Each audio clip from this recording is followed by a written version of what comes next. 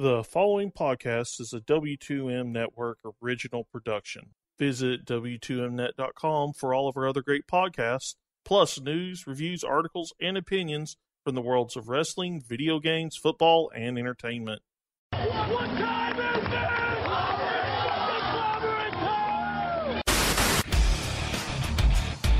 I started to question myself if I was watching Lucha Underground and I had accidentally flipped over to Cinemax. Not a whole lot of faces shown as far when it comes to Brenda, so yeah, you're spot on there, buddy. This is the house that AJ Styles built.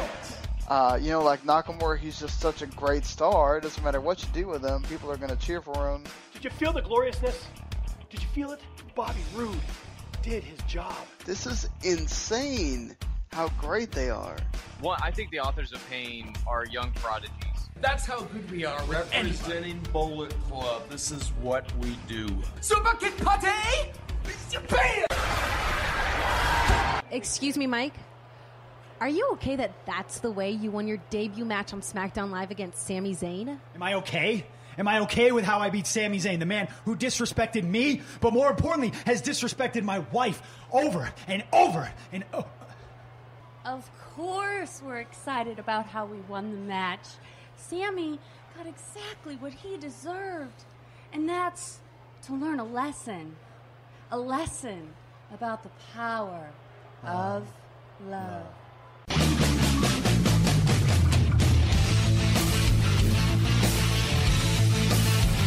Ladies and gentlemen, wrestling to the mat.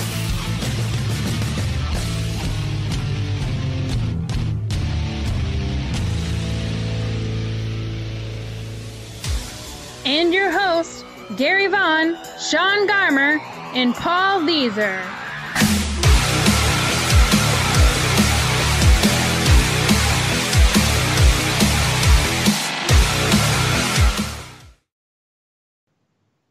Ladies and gentlemen, welcome to Wrestling to the Max, episode 256, part 2. And of course, we are brought to you by W2Mnet.com as well as 411mania.com. Hey, and if you love this podcast and you love everything we do, make sure you go find us and subscribe, rate, and review over there at Wrestling to the Max, wherever you get your podcast. Maybe it's Apple Podcasts, Podbeam, or heck, Spreaker.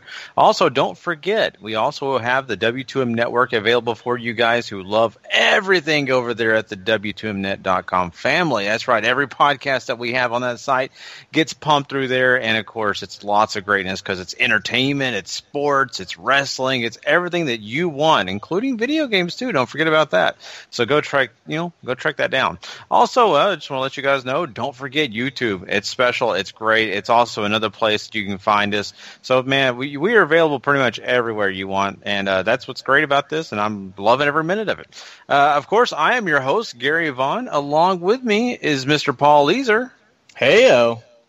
And, of course, returning from his slumber, Mr. Sean Garmer. God. Hey, I'm glad you're I deserve that. It's fine.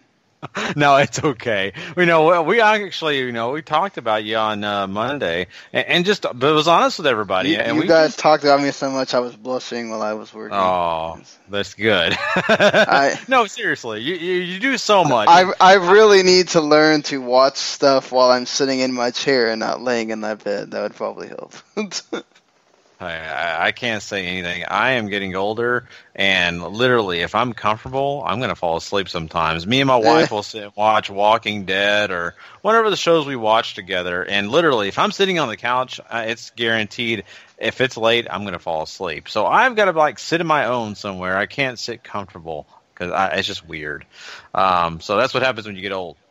But anyway. Yeah. Yeah, but enough about... You act like you're ancient or something, Gary. I know. I'm freaking 34 years old. I feel like I should be ancient, even though I don't feel old. But anyway, it's just, people to know on Monday, and of course I don't have to repeat it, but, you've been doing so much. We kid with you, but... you probably, I think you've recorded, how many podcasts do you? Already 2 before you jumped on here, right? At least? Yes. Yeah, so my God, I mean, you're always doing something, and I commend you for that. And we were being honest on Monday, and you work hard. So no blaming you for that. That's okay. But yeah, I mean, we have a lot to talk about tonight. I want to let the people know that we have Battleground. That's right. It is coming up this Sunday. And, of course, we have to do a preview and give you all our predictions and everything that we think is going to happen on that show. And also, people, don't forget, we're going to do a review show on that Sunday night right after it takes place. So you don't want to miss us on that as well. It'll be available for you on your drive to work or maybe your lunch break on Monday. And also, just to let you guys know, we're going to do Lucha Underground and Impact, like always on this show. And, of course, a lot of great quick hits. We've got some news that you guys are going to want to hear about in the world of wrestling. So much to get into. Before we do that, though, I have to do it. And it's sad, and I don't really want to, but I've got to talk about something that's gone on today. And, of course, people listening have probably heard all the news about it, but I think it's something we need to talk about as a podcast here. And it's the fact that we have, once again, another celebrity death. And this is interesting because it's someone that's a little closer to home for me because, when I was in high school, this is a band that I used to listen to a lot, and the lead singer was always kind of one of those guys I thought, man, he's great. He's really cool to listen to. And the guy I'm talking about is Chester Bennington, from Linkin Park. And that's a guy that, I really liked a lot, especially growing up and, my teenage years. It was just one of my favorite bands to get into, So it's kind of close to home. And we've seen guys like Robin Williams, Chris Cornell in the rock world who passed away. And sadly, all those guys had committed suicide. It's just amazing to hear the stuff in the news. I never really thought Chester Bennington would be one of those guys. I just never imagined it, but it just continues to shock you, Paul. Yeah.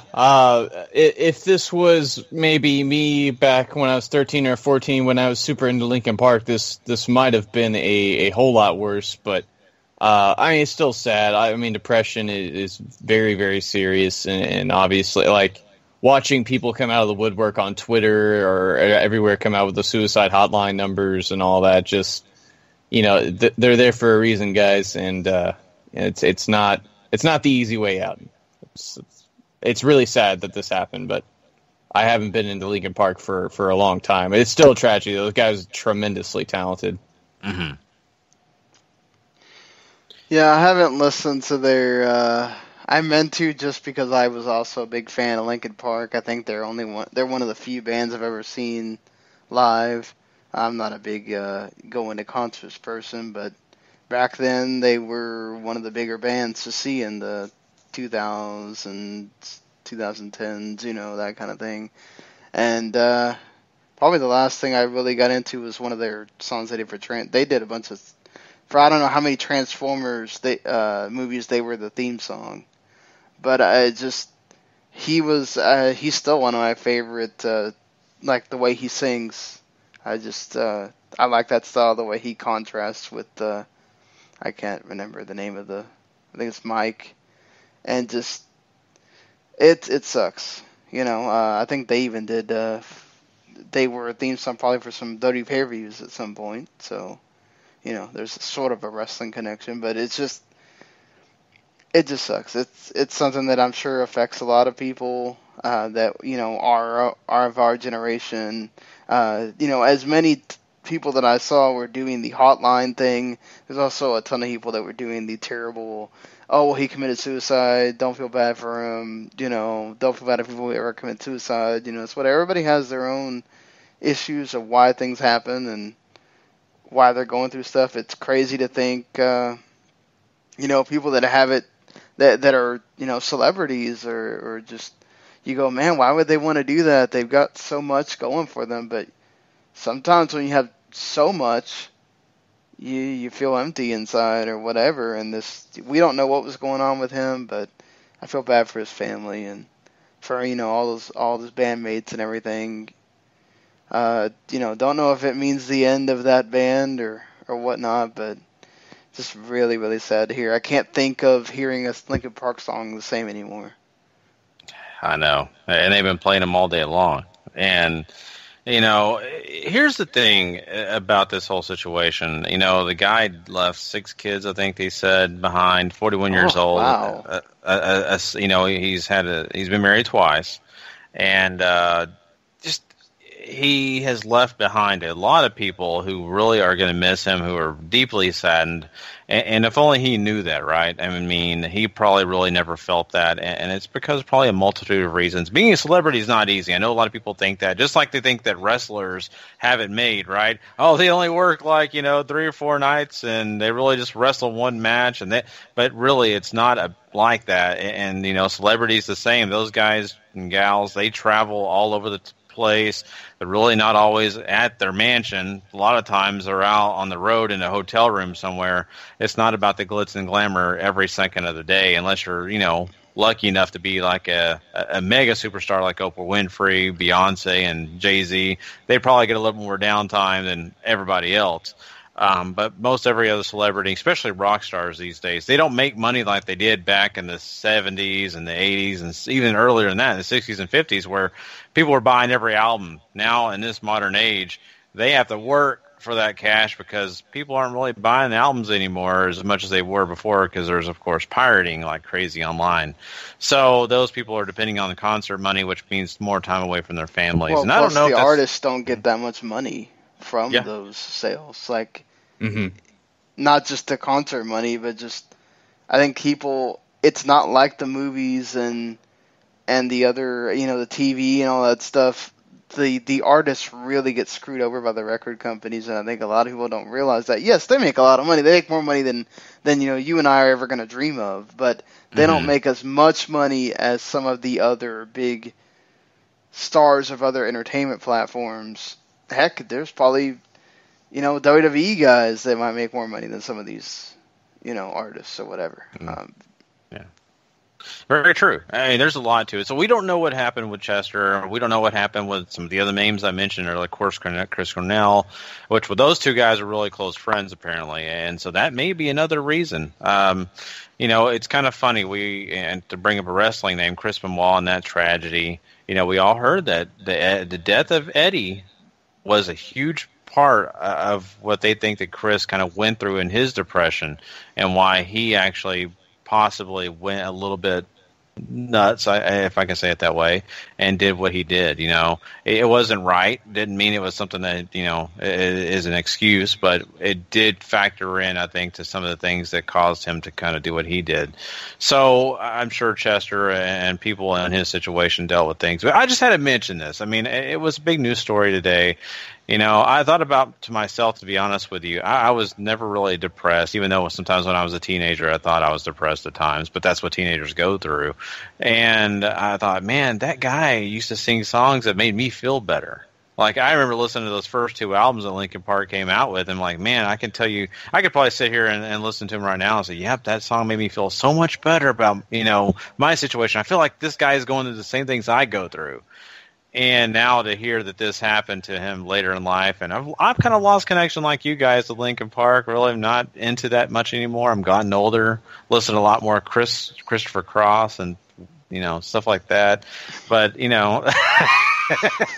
that's old school, right? But anyway, it's just weird. It's just kind of sad to see this. So I think is it the 10-year anniversary this year for Chris Benoit? I don't remember. Boy. I think it might be. I know Jericho's going to have a huge podcast about this, and as you're listening to this, Jericho's podcast is already out, and you can listen to him talk all about Chris Benoit. But I think he was saying it was the 10-year. The 10-year anniversary was a month ago on the 24th of June. Yes, that's right. So, and I was in Houston that night. That's so sad. Guys. Yeah, where did time go? Jesus. I know. I know, man. So, I mean, I just want to say one last thing. If you feel like you are having these kind of problems, I know there's a lot of people out there, seek help. I mean, I know it doesn't sound like, where any of us are dealing with what you're dealing with, but we've been in places that have been dark, and I think all of us can say honestly, we've had maybe some thoughts that were not in the most healthy way. And I think everybody deserves a chance to get better, and I think you deserve a chance to get better if you're feeling the way that you think that maybe Chester felt. And take that opportunity, call the hotline. If you don't feel like that's you, find another way into it. Talk to a friend, even if it's a coworker, or so, just make sure you talk to somebody and don't make decisions that are not. Well, I mean, it's not just you, too. I think if you have a friend that kind of keeps track of you, you as that friend might need to push a little harder to get something out of them, because a lot of times they feel like the only way to get out of this is to just find themselves inside themselves, and they won't go seek help on their own. They need that somebody to push them. So, don't let your friend, if they've been, you haven't heard from in a while, or, that you feel like they're going down this dark road, or they haven't been themselves, hey, don't be afraid to ask them, hey, what's going on? Are you okay? They might push away, but you might need to ask a couple more times. Just sometimes that's all it takes, is that, man, I just need that person to be there, and they weren't there, but I wasn't going to go look for them either, So it's very true. That is, great advice as well. So, we want you guys, to make sure that we do care, and we are thinking about this whole situation and how sucky it is. So. But let's move past this depressing stuff, because it's tough, but it's really needed, and I just had to mention it. But let's move on though, guys, and let's actually talk some wrestling. We are going to jump into some WWE Battleground that'll be taking place this Sunday. Let's go ahead and preview it right after this. I forgot to grab the music for okay. Battleground. I'm sorry. I'm so used to you finding it, I just didn't even think about it, honestly. That's fine. Let's jump into it. Pre-show will be Ty Dillinger versus Aiden English. And Sean, this is one that I'm not sure it's the strongest pre-show match, but who do you got winning here? God, can we just have Ty Dillinger do something besides appear on these pay-per-views to be in the pre-show match? It would be so nice if he had a spot on television. He deserves it. He's over with the crowd. They want to see him. Give people a reason to do the 10 chant, not just when the referee does the 10 count or whatever. Ty Dillinger wins because Aiden English is just there for people to laugh at him.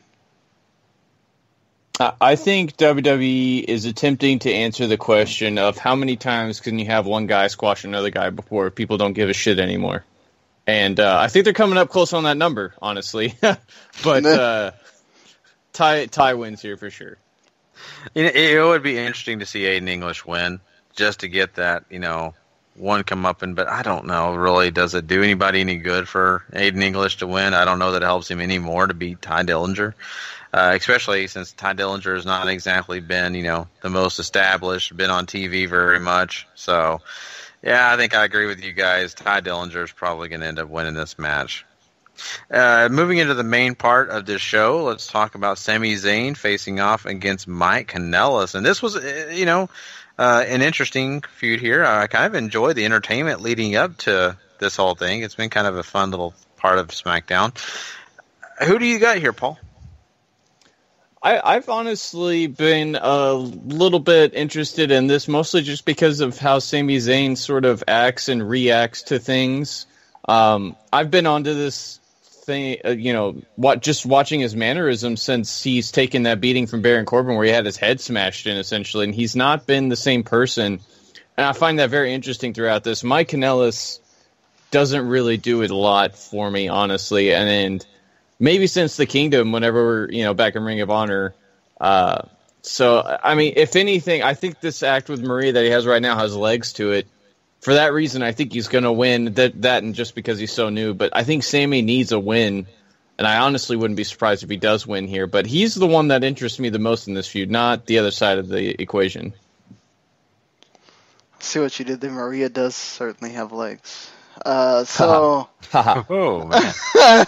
But, I've actually been intrigued by this just because I've wanted to see, what Mike Kanellis would do in ring-wise. I feel like Sami Zayn's the perfect guy for him and Maria to start out with here. He has been reacting well to this, and I just think I don't know how many times they're going to wrestle. That's the problem. Is, we might see this feud go on for a while because, they don't know if they have anything else for either one to do, and I think that's fine. Just, I think Mike is probably going to win again in some cheap fashion, and they're just going to keep playing this up with Maria coming in and distracting and protecting him and all that stuff. And I think it works in WWE. It's a trope we've seen before.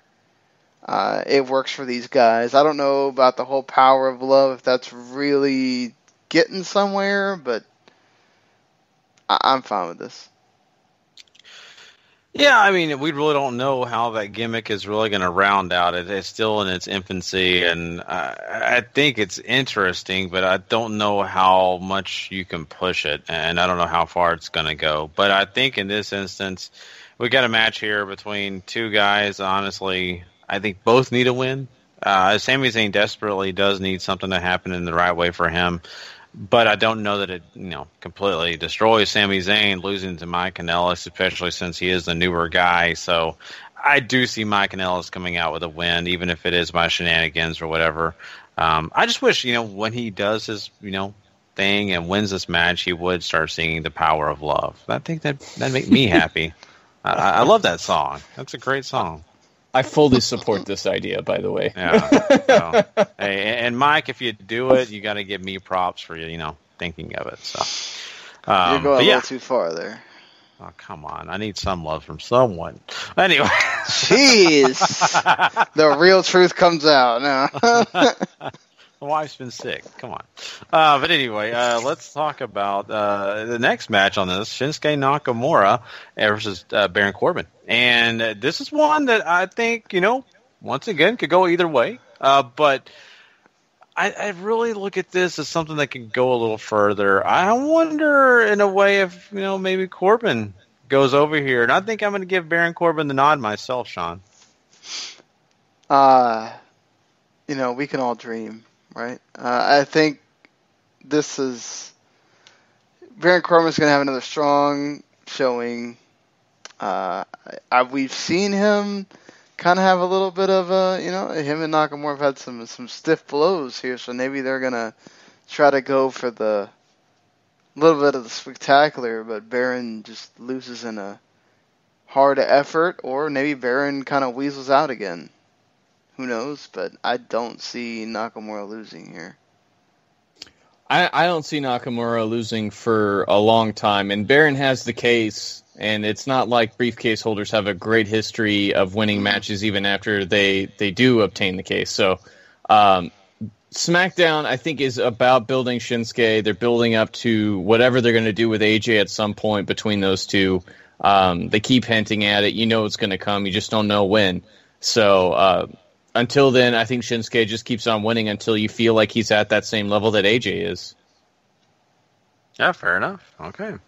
I think it's going to be fun to see, though. I think it would be a surprise, maybe, but I'd love to see him use a briefcase on Nakamura, just a surprise, and everybody's like, "What?" So you are cruel, sir. I know, but I want Nakamura to come out on fire. Like I want a match to see that Nakamura. I desperately want to see again. I miss him so much. Well, let's talk about the number one contendership for the women's title. That's right. It will be taking place, and they are going to be setting themselves up, hopefully finding out who will be facing whoever the title holder for the women is at SummerSlam. So they'll be doing that. You'll have Charlotte Flair. You'll have Becky Lynch, along with Natalya, Tamina, and Lana, all a part of this match. And this is one, Paul, that could end up very interesting because I know they're kind of teasing that Charlotte and Becky thing. Man, is anybody else here over multi-women matches on these pay-per-views for SmackDown? Like, I need something focused. This is just getting tiresome, I think, at this point. And I appreciate what they're trying to do, right? Everybody matters. All these girls are here. They all have beef. Great. I just, a nice focused story on the title would be great too. But how many pay-per-views has this been where Naomi doesn't have a challenger, really? Well, she had Lana at the last one, Money in the Bank. And they threw that together at the last minute. Right. I'm just saying, like, where it's been a feud, and Naomi's like actually having a storyline. You know, it's just dang. Like, what are you trying to say about the champ here? You know, I think Charlotte wins, and it's not going to matter because Carmella's going to cash in, and she's going to win at SummerSlam. I'm much the same way. I think Charlotte wins here too. I don't know when exactly Carmella's going to cash in. If it's at SummerSlam, then that's fine. That certainly does set up, especially if Charlotte wins. But I mean, it would work either way at that point. So have at it. But Charlotte, I think for sure wins here too. Yeah, I think you guys are onto something there, and I look forward to seeing what they do post this, especially if it is Carmella at SummerSlam, you know, cashing in. I just think that in the future it'd be kind of fun to see this whole Charlotte and Becky Lynch thing kind of go down even more and see how they kind of, you know, progress that. But I think overall we should get something decent out of this. I think it'll be an okay match. Charlotte, I think, yeah, probably the winner. I mean, if they ever believed in having singles matches for the women at WrestleMania, you could build to that with Becky and Charlotte. But, you know, is that ever going to happen? I guess I would think so. I mean, that's what the women are apparently pitching for now, is a singles match or main eventing WrestleMania or something like that. And I mean, I don't see why a singles, especially with two titles, I wouldn't see why a singles match wouldn't be too far-fetched down the road. But, you know, yeah, it's one of them. Can we have one of them be a singles match? Yeah. It just, man, for God's sakes, let's just do it. Let's just have that final, you know. I get it. They're, like Paul was mentioning earlier, they're trying to get everybody in. It's just, it's kind of. I just annoying. really hope it's a singles match at SummerSlam because we already know what's happening on Raw. They're gonna make this a multiple person thing. And you don't want that on. Not. You already have a men fatal 4-way. You're gonna have the women fatal 4-way for Raw. We don't need another one for SmackDown too. Just come on now. Exactly. And you know what? Another thing I have to mention since we're talking about these women, I got to say this. I hope the fashion police can help solve a crime or no, not even, we don't call it a crime, solve a case for me that I'm still trying to figure out here. And it involves this division. Like, what's this thing between Tamina and Lana? I hope those guys can solve that. Like, is there a love connection there, or is there like a bodyguard connection here? I'm just trying to figure it out, you know? So seems like a bodyguard thing. I'm kind of curious. Why can't it be both? All right, so why not both? Yeah. I'm also totally interested in who might be revealed as the attackers for the fashion police on Battleground. It's supposed to happen, and that's honestly, outside of the U.S. title match, that's the one I'm most excited to see. I'm just trying to think of who they could. Like, there's not really a team on NXT that I'm just saying bring them up right now, and like unless they just randomly have guys show up. I mean, I know I think we should have talked about Harper and Rowan, but it's just, man, there's not a lot of people that you're like. I guess that's a good thing too, right? You're not sitting there going, oh well, it's these guys. But I don't know. I feel like we're ready for a letdown on that one. Please don't be the shining stars, for God's sakes. Oh Lord. Yeah, that doesn't need to happen. Did they ever officially leave? Not yet. They haven't been on TV in a couple weeks. Yeah. They're probably just getting ready to. They're probably waiting for their plane tickets, you know. So. Yeah. Let's talk about the tag division since we're already on that. Why don't we go ahead and talk about the fact that the New Day will be taking on the Usos for the tag titles.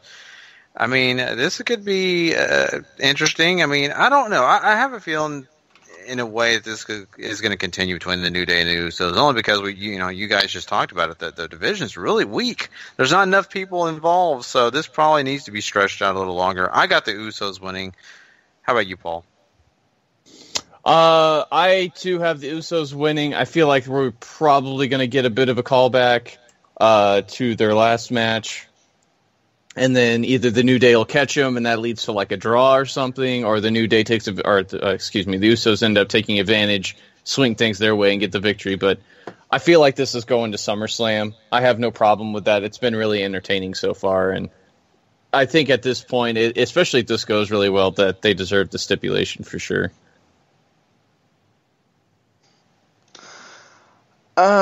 Yeah, I agree. This needs to have some kind of climactic end. I wouldn't have a problem if they kind of just, once again, do something to just kind of get through this match and get you through to the SummerSlam where it's going to mean more. I'm not saying that you should just have another count-out ending or whatever. I know people don't like those, but I don't... I wouldn't be opposed to just having the Usos win by some kind of shenanigan or disqualification happen. Or I'll say the Usos find a way to retain, but they leave it open to where New Day have a reason to, have another title claim. Yeah. I think something like that's going to take place. I really do. And the one thing that kind of makes me sad, too, is I don't know that it could happen, but I would love it if the Usos maybe distract New Day with something, like maybe have a T-shirt or someone wearing a T-shirt in the crowd or on the outside that says Xavier Woods Rated R Superstar. That's what I would love to do, and just enrage Xavier to he goes crazy, and then they win. So you gotta have Tony Chimmel. Yeah. Superstar, God. I would love it. Maybe Edge will bless it. Let's hope that Edge would be one that, yeah. Oh, I could totally see Edge being like, "Yes, please do it. I need to laugh while watching this." Yeah, I'm sure. Well, let's talk about the flag match we got here. This is going to be very patriotic. We got Rusev and John Cena both representing their country. This is going to be John Cena burying Rusev there. Well, yeah, I guess, Paul, do you agree with that assessment? I don't know if this can really be a burial, right? Because this is Rusev's first time coming back onto the main roster now for SmackDown, and I'm sure he's got something to prove, and these guys do work well together. Like, why wouldn't you at least go out there and try to have something to where at least it looks like Rusev can look competitive? Obviously, we know John Cena's going to win. Like, it's not in doubt, but I don't know if this is a squash by any means. I'm joking. We know that John Cena does not. He goes out there and tries to have good matches with people. He doesn't do all that, but it just seems like, can we end one of these feuds, though? Like, this whole Raw USA SmackDown hour is kind of getting on my nerves. Like, look, I love patriotism and all that stuff, but it's just, between this and the Fox coverage of the Gold Cup, I'm kind of like USA'd out at this point. Like, can we have a storyline where we're not being all about anti-something? It seems so weird that you're trying to be very international, but you're still doing these 80s, hey, it's all about the USA, they're the only ones that watch us thing. Like, this alienates people in other countries. No, I totally agree with you. I do. I mean, I think the same thing a lot of times, because I'm thinking, okay, if you're over there in the UK and you're watching WWE programming, do you really care about hearing about the Stars and Stripes and all that? If you're in Germany and you're listening to it, it's all in German, and they're talking about the United States, and you're supposed to be rooting for but you don't care. You could be rooting for Bulgaria just as much as the United States. It's the honest truth. Isn't right? Bulgaria like part of NATO? Like, they're technically not like one of these countries we're supposed to hate. So, and the same thing with India. Like, we don't hate India. It's exactly. I don't know. Like, these decisions sometimes, like, they don't.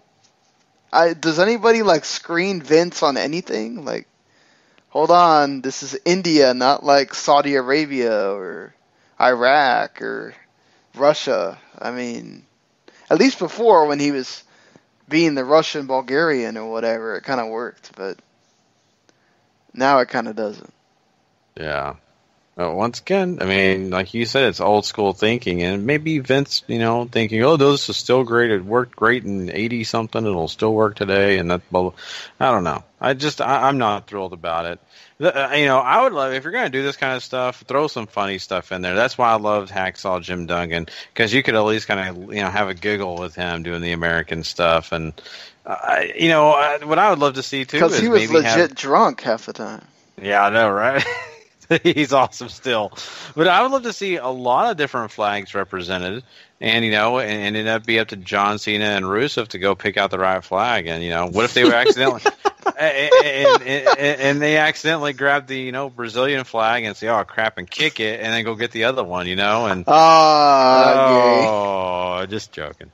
Anyway, I just had to throw that out there for Chris Jericho. But anyway, I think you guys are right. John Cena is going to win this, and it'll be a decent match. I don't think it's going to be a squash. It'll probably be something halfway decent. I think John Cena is doing his thing and being patriotic, whatever. Let's talk about the last match on this card, though. Let's talk about this Punjabi prison match that's going to take place between Jinder Mahal and Randy Orton. And this is going to be one that hopefully ends up being good. I really do, especially when it's a big match and it's presented like it's supposed to be a huge deal. I hope it lives up to it, and we'll see if it actually does this Sunday. But for myself, I have a little bit of worrisome about it because it's kind of, I don't know, I haven't seen it really done just super amazing yet. What do you think, Sean? How do you think it's going to wound out? I think this could actually wind up being better than a lot of people think, just because I think I've talked about it a couple of times. Like, this is the first time we're having guys that are a more normal build. We're not having giants try to climb over cages and whatever. The Singh brothers are going to be in here, so they're going to be bumping like crazy. And how are they going to play with the doors? They could have some fun stuff with the doors, like maybe one of the doors, like just they slam it on top of somebody. Or this could be better than we think it is. You're also having kind of a low bar for this, so that's good. You're starting at the expectations are not like super high or whatever, but I think it would be kind of, I've seen two ideas, right, that, okay, this isn't working, so just go ahead and put it on Randy Orton here. It's the third match, face should win, whatever. And then because there's no guarantee that Cena's coming for Jinder Mahal here. Cena could go face somebody from Raw, for all we know. They could have him switch shows after this because, he's a free agent. Or he could go face AJ for the U.S. title or something. So I just can't see them doing this again. So one of these, this has got to be over after this. Like, can we please either move Jinder to something, or if Randy Orton's going to be the champion, move into something else. Have the rematch be on SmackDown. I feel like you're really hurting, unless you just feel like this has been a total disaster, which I don't think it has been. And the ratings don't really say that it has been either. You keep it on Jinder and just see who else you can get to sort of be the next guy. Yeah, I feel like moving the title to Randy at this point is just not an option. One, because he's just boring as all get out, right? I can't. Every time he comes on TV now, I'm ready to find my pillow, wrap up in a nice blankie, maybe have myself a little nap, and it's not like any of this has really set me aflame or anything. It's like, oh man, I'm totally into this, but Jinder hasn't been bad. He hasn't been great either, but I feel like he's doing fine in the position you've given him. And for this to sort of end here in a match that he picked would just seem a little weird to me. So I think Jinder retains. If it's not Cena beating him at SummerSlam, I don't know what the point of the flag match is. Like, it feels like you're setting up Cena to be Mr. Captain America right now and moving on towards facing Jinder, who I'm assuming is going to keep doing the same thing after this. It's just it's written in stone, I think, at this point. I kind of figured the same thing. That's why I got Jinder here as well. And, you know, it really doesn't help anything for Randy Orton to be the champion. No, it doesn't. It doesn't exactly excite me. I know that for sure. I think I would probably grab that pillow. You know, here's the thing, too. I think, you know, you also have to think about the Singh brothers. I know people are saying, well, that's old hat, but I think that they're still going to be involved somewhere here. They're not just going to all of a sudden disappear. So I think they could still be a part of this where Randy Orton looks like he just had too many odds against him to win this match, and Jinder comes out winning and moving on to the next feud, and probably will be John Cena, I think, for the most part. So who knows? But, I mean, I think it'll be interesting. But that is Battleground, and that's all our predictions for it. So let's hope that it's a good show, guys. And, of course, once again, we will be doing a review show following it's Sunday night, so be ready for that. That'll be available Monday morning, of course, and you can, you know, check it out. But, yeah, so there you go. Well, we're going to move on from this, and we are about to jump into some quick hits. So why don't we go ahead and do it? It's time for some wrestling news, guys.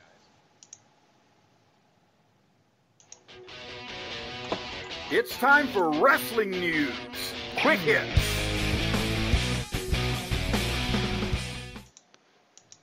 Alrighty, take it away. Right.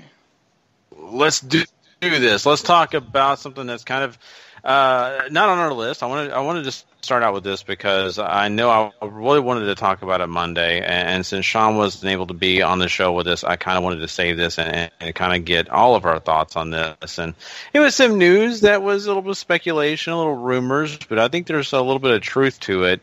And it involves the Mae Young Classic. And, of course, they had their first tapings already done and, you know, some feedback coming out of from people that were there. And, of course, you know, some of the people behind the scenes.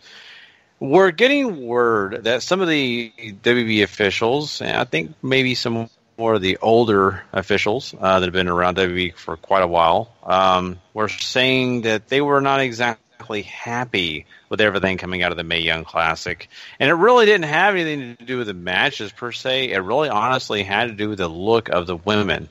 They were really saying that they just did not see them as appealing as they wanted them to be.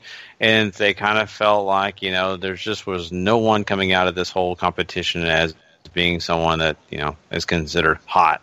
So that was interesting to me, and I also thought it was kind of a little offensive, if you ask me personally. I kind of got kind of angry reading that. That's so stupid. I mean, I thought we were past this whole thing. I thought that was left back in the 2000s somewhere, late 90s. But, you know, here we are again, some of those heads popping back up. I don't know. I don't know if this is true, but I think from what we're hearing, it probably is true. I don't know, Paul. What do you think about that? I'm sure you read some of that.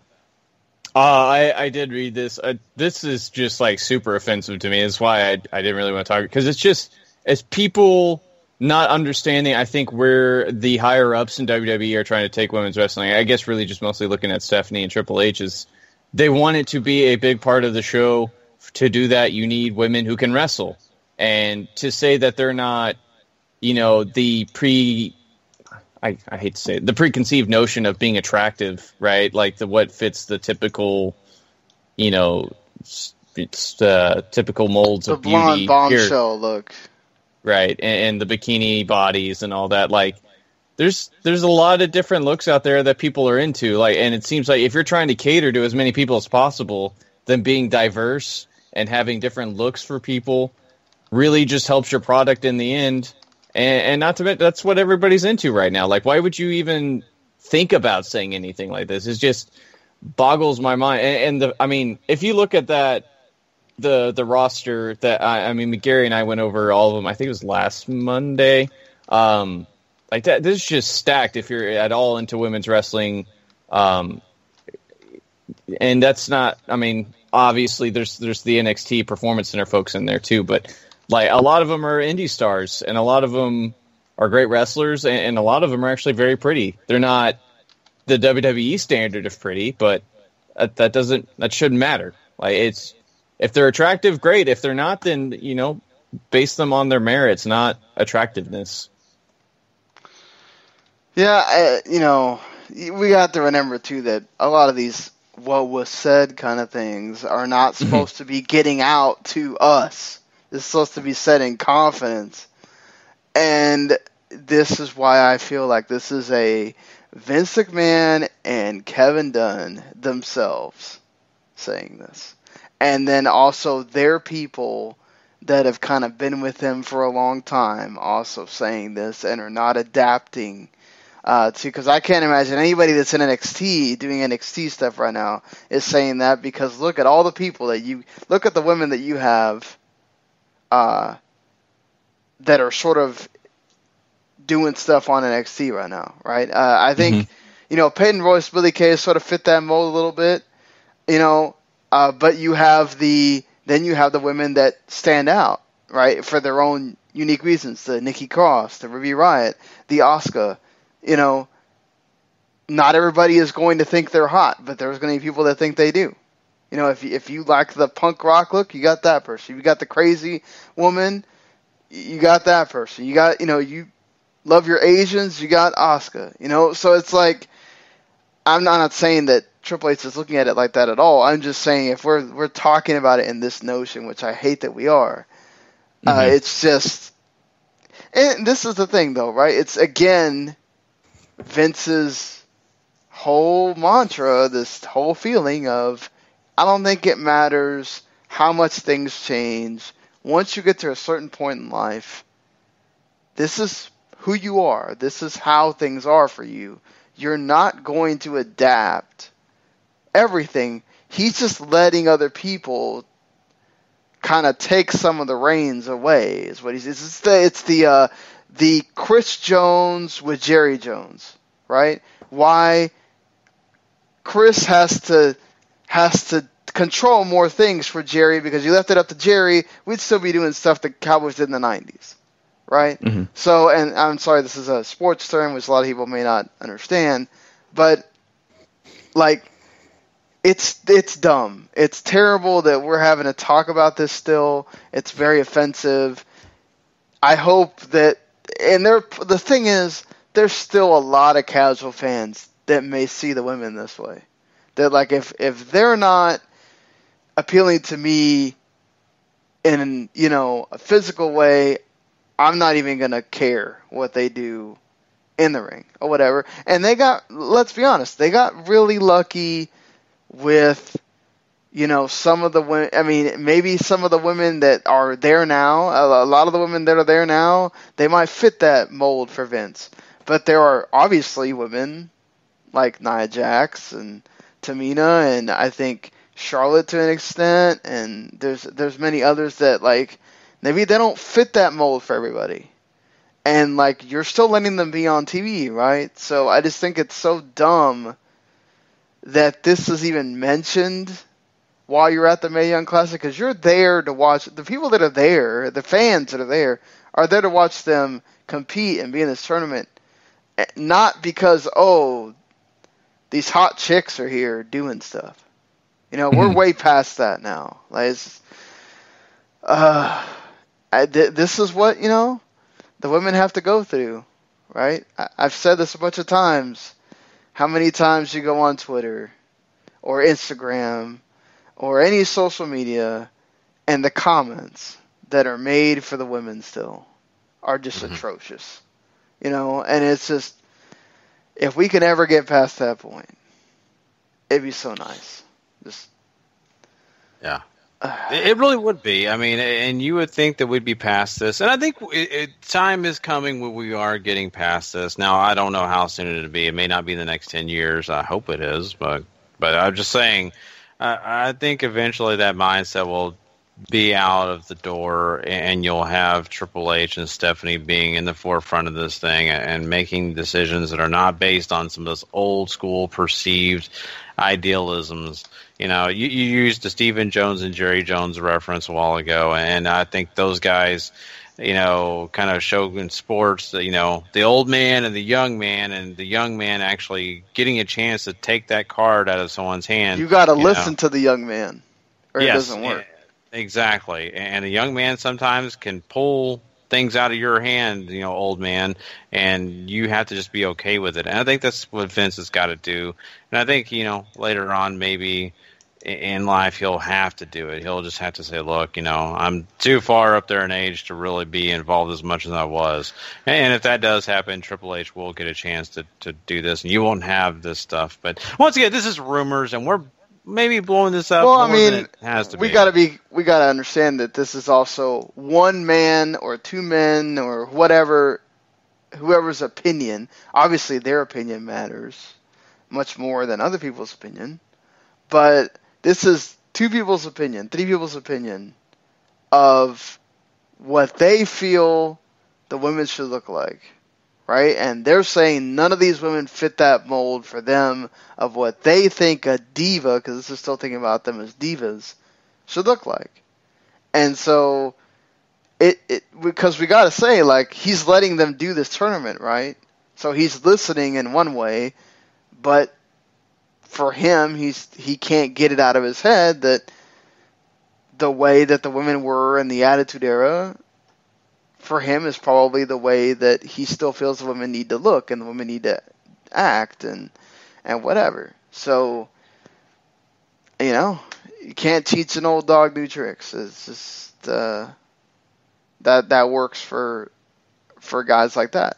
I mean, some movie directors, they change and adapt and say, I want to do something different, and so they change what they want to do. Some people just do the same thing, just different actors every film. It just depends on you. Exactly. You see, all these different scenarios and everything that goes down. Hollywood's a great example of that. Tim Burton, has to have Johnny Depp in every film. They can't get away from that, but there's other directors that decide, I want a new actor, I want to use someone else. And I will say, at least he's not having Johnny Depp in the Dumbo movie. So there's one. At least. Man. Thank God. Oh. I'll watch. There'll be a cameo. He'll be the mouse or something. I watch. You're not wrong. That's probably true. Although I'm terrified about this Dumbo movie. I want to see it, but I'm still scared. I will say, for as much as it bothers me that they have just no apparent creative direction at Disney, that they have to do every animated classic as a live action now. At least they have been good, right? So, yeah. They could have been really bad, but they've been good. So I've yet to see Cinderella in live action. I've yet to see the new one, Beauty and the Beast. Jungle Book was good. I appreciate the Jungle Book. Of course, it helped that I was on a cruise ship watching it, but I did like that one. You felt like you were right in there, huh? Yeah, I felt really, and I'm hoping that this there's a new one coming out. What is it? Not Dumbo. Oh, the Will Smith being cast as the genie for the new Aladdin. That kind of pissed me off. I just don't think he's that funny. I'm sorry. Give me a comedian. It's still that, zany... I think they want the zany character, Robin Williams. I guess go back to Fresh Prince of Bel-Air, Will Smith, maybe? He died a long time ago. He does not act like that anymore. Oh, no, you're right. But, if you're paying a guy to act like that, I guess he could. I hope he does. I really, really do. I am very fearful. Heck, I would have rather seen, O'Neal and be the genie. Do Shaq Fu again. Yeah. So, well, enough about Disney. We've got to talk wrestling because we got plenty of other news topics over the world of wrestling. I want to talk about the fact that Brock Lesnar and Paul Heyman actually had a meeting with UFC. That's right. Wow.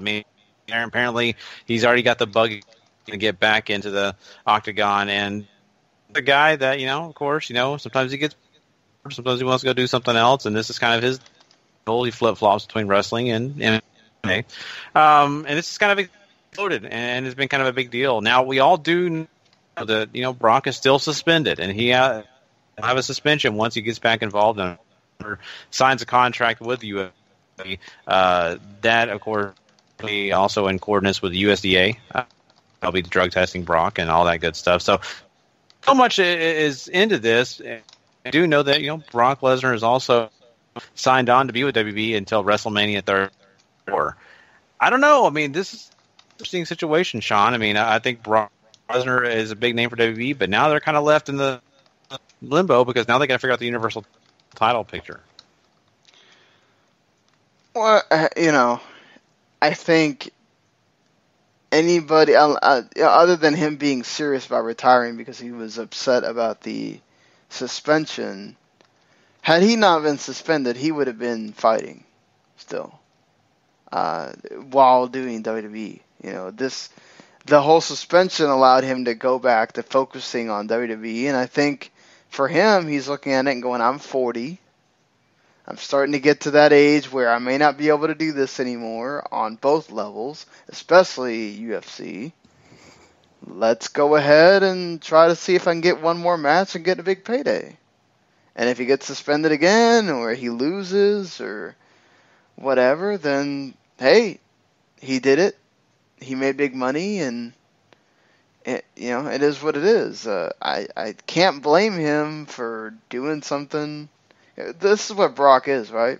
Brock makes no bones about, he cares about making green. Mm-hmm. And if you're going to flash a bunch of green in front of him, he isn't going to say no. I mean, he'll definitely at least listen to what you have to say, I think. Right. I can imagine there might be some things out there that he would say no to. I don't know him, but, like apparently having his wife on TV, that is the thing. No, I mean, take that, I guess.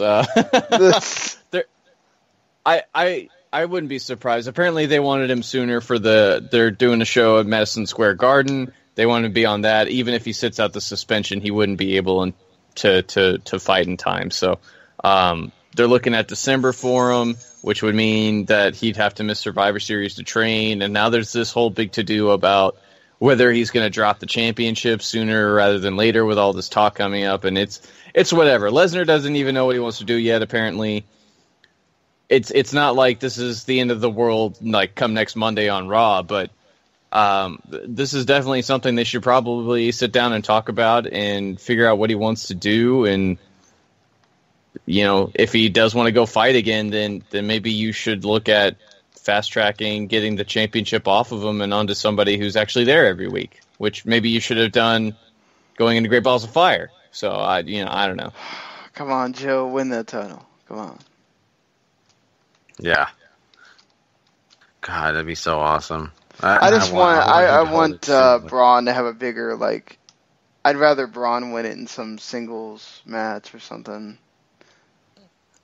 Mm-hmm. That's just me, but... Well, whoever wins, especially being in a fatal four-way, they're going to have that excuse that, well, you didn't have to pin this guy, or you didn't have to pin me, so I can fight. That stuff's going to happen, right? Mm-hmm. And to me, it would be nice, like you're saying, situation for Braun Strowman, and not be a situation where he's, depending on those things. I want him to come in and dominate, and so... Who knows? I mean, it could go any way, but I think there's any of those guys, dropping the Universal title onto him, not going to be a bad idea, if you ask me. But yeah, we're going to have to follow Brock and see what he's going to do. With this situation, anything could still take place, like Paul said. He may not even do this. This just may be something he wanted to kind of look into. It may just be a meeting for nothing. Who knows? Let's talk about NXT gaining another talent, and this is a guy that we've seen quite a bit, and a Ring of Honor guy that was a pretty big deal. Donovan Dijak. Yeah, that's right. He has signed with NXT, and he'll be showing up sooner than later. Apparently he has, let everybody know and, basically gotten himself ready to head into the Performance Center. Paul, I mean, I'm kind of looking forward to it. I like Donovan Dijak. I'm so sorry. Dijak is an incredible athlete, somebody that'll fit in very well in WWE and has that extra ability, too, of how freaky athletic he is for how tall he is. So I'm all for this. This also, apparently this would have happened sooner, but if you remember, we talked about all of the the stuff that ROH started threatening to sue WWE with for still negotiating with their talent while they were under ROH contracts. So this would have happened sooner had it not been for that. So kind of neat, and Dijak, absolutely best of luck to him. I think he's indie dates, I think, stop at the first week of August, if I remember correctly. So this is awesome. Donovan Dijak has improved so much since, when he first started out there being part of the House of Truth. He goes and has like incredible matches with almost anybody. Him and Keith Lee especially, just really cool to see two big guys like that. And then it just, man, he comes in. Not only is he big, he has a sort of unique look to him too. And just then you got how he can do stuff that big guys shouldn't be able to do, right? So just I hope that he gets to flourish in NXT and that he gets a big push on the main roster. But yeah, just getting to see him do something against some of those guys in NXT is going to be really cool. Mm-hmm. Yeah, it's basically a situation where he's going to come into a lot of great matches because of the fact that they are stacked down there in NXT. And there's going to be some situations that I think are going to prove that this guy is a lot better than I think a lot of people are giving him credit for. I know we give him a lot of credit. We love him. But I think there's some people out there that still say, who is this guy? And I think they're going to find out, especially in these big matchups that will eventually get there. So happy for Donovan Dijak for sure. There is a Twitter feud that has been taking place recently between Becky Lynch and Chris Cyborg Justintino. And this has been something that's been going on for a little while. And apparently we're hearing through reports that this is actually an angle. And it could end up in a match. This is kind of interesting, Paul. I think this is kind of cool. I think a lot of the stuff I've been reading are relying on the fact that Cyborg is under a UFC contract, and UFC does owe WWE a favor, and if they want to do this, then that's maybe how this is going to work out. But, I mean, this is really cool stuff. I mean, if you can't get Ronda Rousey to do anything, then obviously, I mean, Cyborg's probably the next biggest name in women's MMA to come along ever, so that might be able to get some people involved in all this, but I mean, if it happens for Becky, it's really cool. This cross-promoting between WWE and UFC, I think, has a lot of options to go with if they keep on doing something like this. I think it's cool, obviously, to see that. I do want to see still just for laughs, I still want to see Becky beat up James Ellsworth. So I hope we can still have that happen, just because they've been having that thing go on for a while. But, yes, this would be really cool. If she has to remain under UFC contract, then I think you have less options as to what you could really do as far as a finish goes. But, if she's not, who knows? Maybe they have her sign or do something. I kind of want to see this just because you get that, star appeal and everything. Hey, if they can make it work, why not?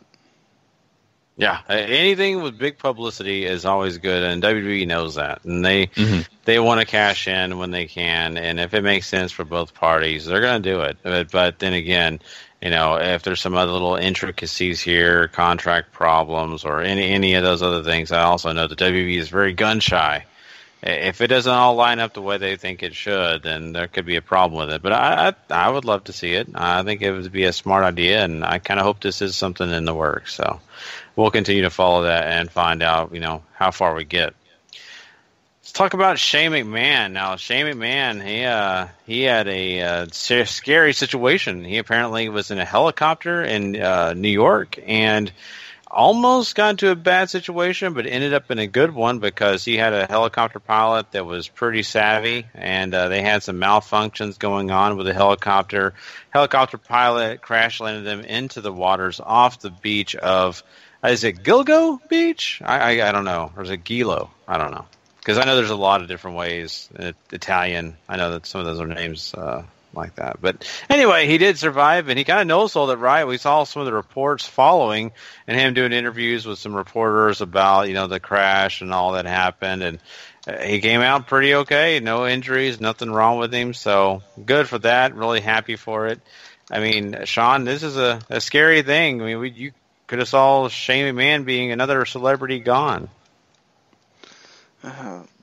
What a way to wake up in the morning and find out that Shane McMahon was on a plane that crashed or a helicopter.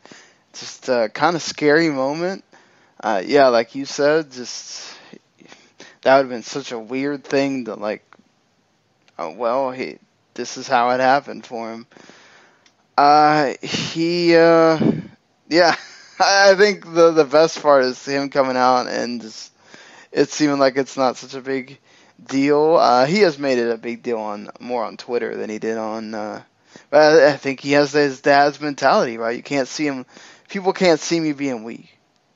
Right, so I can't show this on TV that, oh my God, I just had a near-death experience. Oh, Jesus, thank you, be on your knees and all that stuff. He's just gonna be Shane and just be like, yeah, I meant to do that. I'm a daredevil. I mean, wrestling Twitter might have been the best part of this. And then after that, maybe watching the interview, because he's just so stoic. He's like, big deal. Helicopter almost crashed. Whatever. I'm good. Wrestling Twitter playing up how tough he is and all. I think Kayfabe News made an article about how he now holds the world record for the biggest elbow drop, and which is now from a helicopter into a lake. So, just really top-notch stuff. But, obviously this is a scary thing, but everybody having fun with it. It's been kind of newsworthy this week. Yeah, it's been a lot of fun. Definitely kind of interesting, for that to happen. And, I'll say this, I know Vince and, some of the big news stories we've had coming out this week, he canceled Talking Smack. I just didn't know he was going to start canceling the hosts too, Wow. So. Yeah, he's now, he didn't get to be the one that died on TV. So his son is going to be the next. Oh, it's awful. Yeah. You know what? Maybe. So Shane just about one-upped him then. I think a helicopter crash is way more crazy than having something fall on your car. Oh, God. Now Vince is going to really try to do it up. Oh, boy. We're going to be in some trouble. I heard speculation that maybe Shane might have had a hand in the canceling of Talking Smack because Daniel Bryan couldn't be on all the time. That you could tell he wasn't the most comfortable doing it. So, it could be the case. I mean, he could have had a hand in it, but I'm sure someone else would have gladly stood up and took care of it. I mean, I'm sure somebody backstage wouldn't have minded. The only other one that worked for me besides The Miz, and he's obviously on Raw, was JBL. The other people that they had on there were just kind of like, oh my God, just get them on. I can't believe they're going to have King host the one after Battleground. It's like, all right, I think I can just skip this one. Thank you. Yeah. That one was not so great, yeah. I don't understand why, but I had a lot of anger on Monday when we were talking about this, and I'm still a little bitter. So, Shane, if you're at any responsibility for canceling Talking Smack, now I have beef with you, so it's not good. But if they need a host, if hosting is the problem, I'll gladly do it. Me and Renee can take care of the hosting Talking Smack. I'll just jump on there. I'll gladly do it. So just let me know when you guys need me. But yeah, let's move on and talk about a situation with Magnus. Yeah, that's right. The guy that was formerly the GFW World Champion. Now he is apparently not going to be re-signing with Global Force Wrestling. He was on a handshake deal in the first place, but now apparently he's decided that is not going to be a situation that's going to work out with him and benefit him, so he is going to have to move on from this, Paul. I don't know if I really have a problem or care. Magnus has never really done it for me, but this is the situation. I'm much the same way as you then. He's never done a whole ton for me either. And it was cool of him to come in and just drop the championship, I guess. Maybe he's the one staying at home with the kid. We don't know. But either way, if this is what he wants to do, and maybe he thinks WWE is in his future, then good on him, because it's not like GFW is doing wonderful business right now.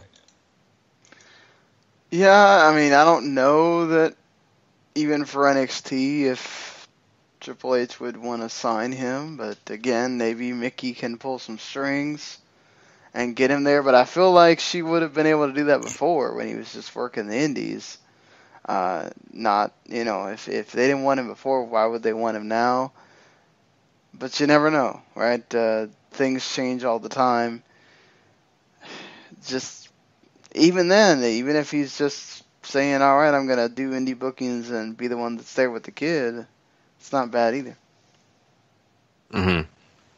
Yeah, it's not a bad gig at all. It's kind of funny. My wife takes my daughter to swim class, and she runs into, moms and stuff. They're stay-at-home moms, and there's a stay-at-home dad that is in my daughter's class and stuff like that. And I'm sure Magnus would not have a problem doing that same thing, going to swim class, doing the different things that, a stay-at-home dad would do, right? So, hey, if that's working out for him, why not, But I'm sure he wants to wrestle. I'm sure he's trying to find some place. He's probably hoping that his wife can get him in the door at WB, but I think that's it's just not going to work. I think it does. I mean, I think as much as we want to say that we are a progressive society and all that stuff, I think it's still in there, that instinct as a man to say, man, I want to be the one out there working and doing all that stuff, obviously, you're cool with your wife making more money than you or being the one that provides and all that stuff. That's every relationship is different, but I wouldn't blame him if he says, man, I really want to get out there and try to get into WWE too. It's just because, it's that primordial thing, right, of saying, I want to be out there providing too. Mm-hmm. Not that there's anything wrong with being a stay-at-home dad. I've had to do that sometimes. I didn't have a job or whatever. Just saying, who knows? I honestly, I would think I would feel the same way. I'd probably be trying to find something, on the side to do, and, help chip in. All I know is I would love if my daily life when it came to the 5-day work week would be, I got to make sure I schedule in for work, watching Dr. Phil, so that doesn't always take place now. Gary already does that anyway.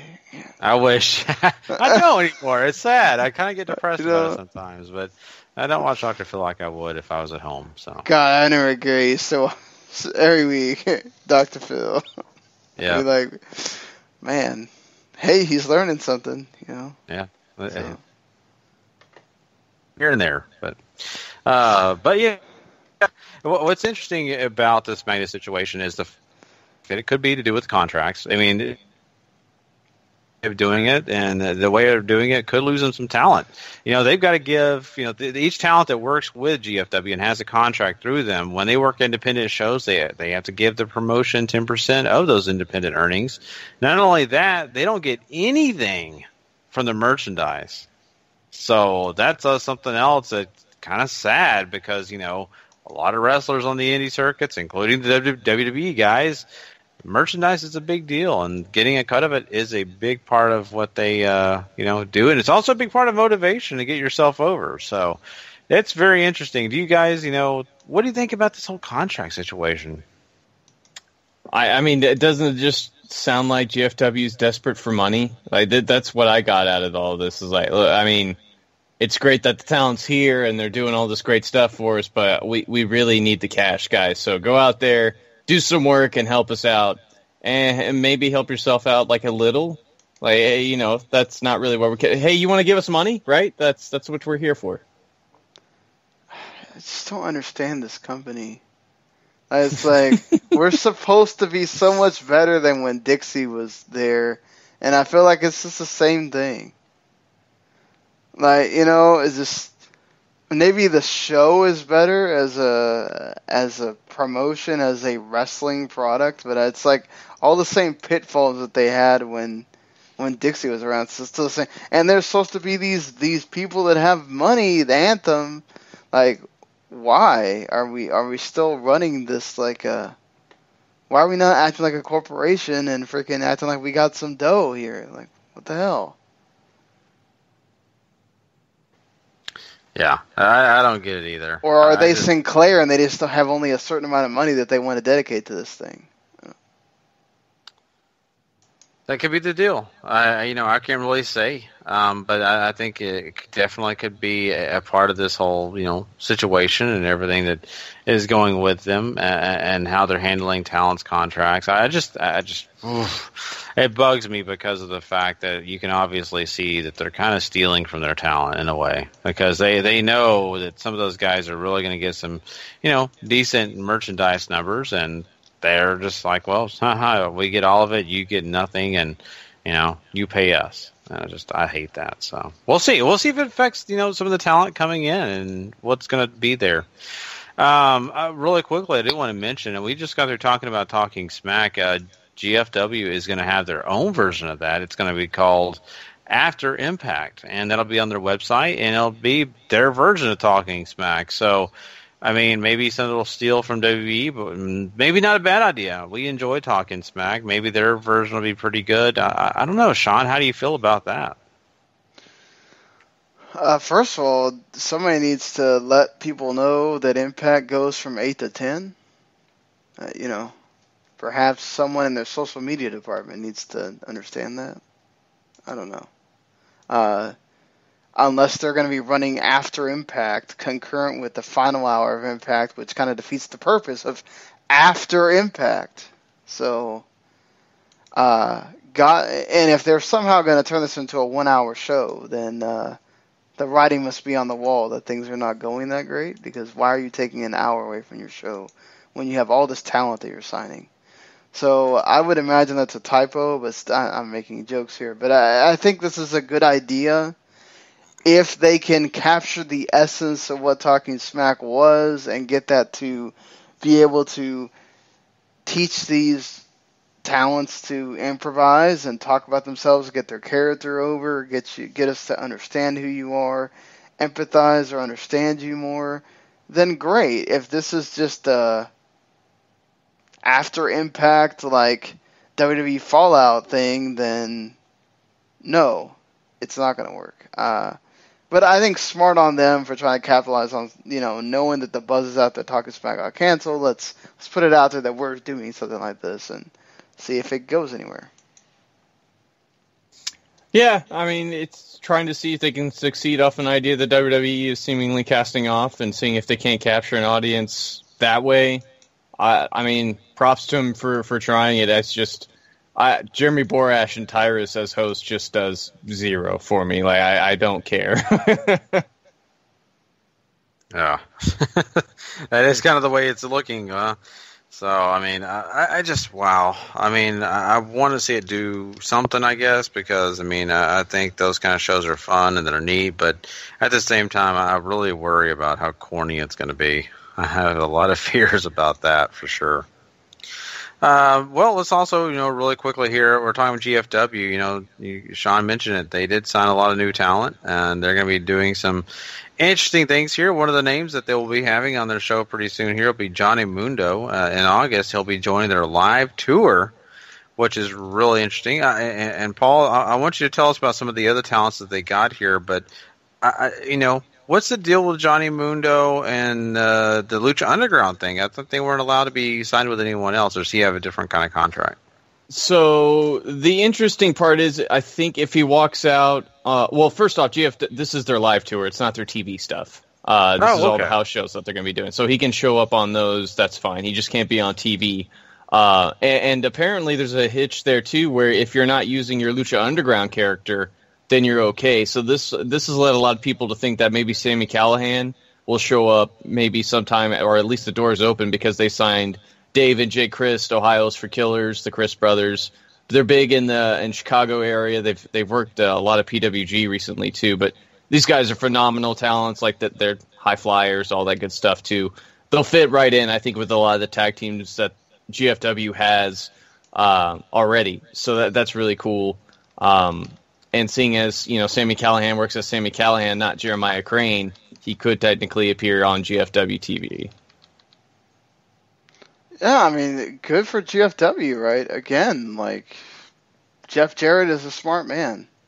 You can't ever say this dude doesn't pay attention. I don't know if it's him or other people are telling him and he just listens and whatever, but, like, take advantage, again, of a situation where this guy's angry and he doesn't want anything to do with Lucha Underground AAA right now. I mean, I don't know if AAA is going to be too happy because he's their champion for everything, and they have a partnership with AAA. Right. So, I mean, I guess as long as you didn't go in there shooting on AAA, then it's fine. But, you know, still, my whole point in this is that, hey, get him on, if you can get him on TV, wow, great. But just getting him on your house shows, I mean, there's going to be people that know who John Morrison is, John Mundo, and they're going to be like, oh, man, I want to go see him. It's been a long time. Who's Taya? I don't know, but wow, I like her now that after I've seen her. You know, just like this is a good deal. And then Sami Callihan as well. I mean, probably not going to never too many unless you watch NXT. But still an indie name that they can get and can draw a house. Mm-hmm. Yeah. So there you go. I mean, lots of great names involved, and you know, I think that's a situation that really puts GFW in a really positive light, is the fact that they can have so many different talented guys from the indie circuit show up and do big things for their shows, and even if it's just on the live tours, right? I mean, that's getting people in the door because people have heard about those names on other places and other promotions, and they say, well, man, if GFW is bringing them, I'm going to go. I don't care who's bringing these guys. I want to watch them. So, really cool stuff. Let's quickly, before we get out of quick hits here, we need to talk about CMLL. They have a partnership with Ring of Honor, as you know. And apparently they're trying to control a little bit of the situation with the talent from Ring of Honor because of the fact that they are in partnership. CMLL says that they need Ring of Honor to honor that partnership by not letting their talent work for the Crash promotion.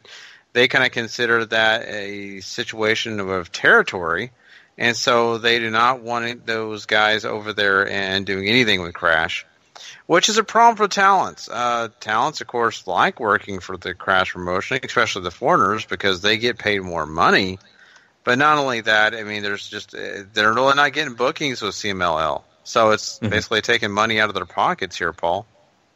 Absolutely, and there might be a reason for that, in that a lot of the ROH talent doesn't really maybe want to work towards a CMLL style, which is very traditional, and of course that's not at all what the Crash is about. So that might be something to it. I mean, the only ROH guy that's been down to CMLL, I believe, is still Matt Taven. So this is really interesting that CMLL is trying to leverage this and all that, and I mean, if I was ROH talent too, I'd be pissed. Like, you guys want to start using us, great. We'll stop working the Crash. But if you're not going to pay us, then who cares, right? I mean, it's not like they're working AAA. Then they might have some beef there. But yeah, I think what Paul brought up, everything is just like, hey, look, these wrestlers need to make money. Anywhere where they're going to get paid more, they're going to want to go there. So you're telling them that now they can't go somewhere where they're making more money, and you're partnered with CMLL, and you're not booking them, then that's worse. You're telling them, okay, well, you can't even work in Mexico at all, pretty much, because we're not going to book even a fourth of you guys, because we have so much talent on our own show. Plus, any New Japan talent, and then they already got Matt Taven over there, so it's like, CMLL has never been a let's use a bunch of gaijins promotion. So, like, that already puts them in a bind, whereas AAA does like to use the American guys, and, the Crash and all that. So it's just, I feel bad for those wrestlers that, another promotion that you're kind of stuck not being able to work after you've already been told you can't work this promotion, you can't work that promotion. So Yeah, it gets tricky, and it's just a bum deal, and that's what's the issue here. When you do sign a contract with a promotion, and you're really happy about that, but at the same time, like we talked about the GFW contracts, you get your hands tied, and sometimes the wrong ways compared to getting a lot of positivity from them. So let's hope that things kind of get better with that situation. Well, that pretty much wraps up Quick Hits for us, guys. That's all the news we're going to have for you for this week. Of course, and make sure you go check out all the other great content when it comes to news. If you want to come find out other stuff, and maybe you're like, well, guys, I wanted to hear about this, and you guys didn't cover it. If you go check out our Facebook group, make sure you go look at that at Wrestling to the Max. Go search it out and join that group. A lot of times, Sean, Paul, I'm in there sometimes. But there's tons of wrestling news that goes on that feed, and of course we're always chiming in on that stuff. And if you want to hear our comments, sometimes you can find it immediately right there. So I just want to let you guys know, maybe in between shows, that's a good way to find out what we think about different stuff. And there you go. Well, now we're going to move on here, and we are going to talk some Lucha Underground. That's right. We have another great taping to talk about. We'll be getting right into that right after this.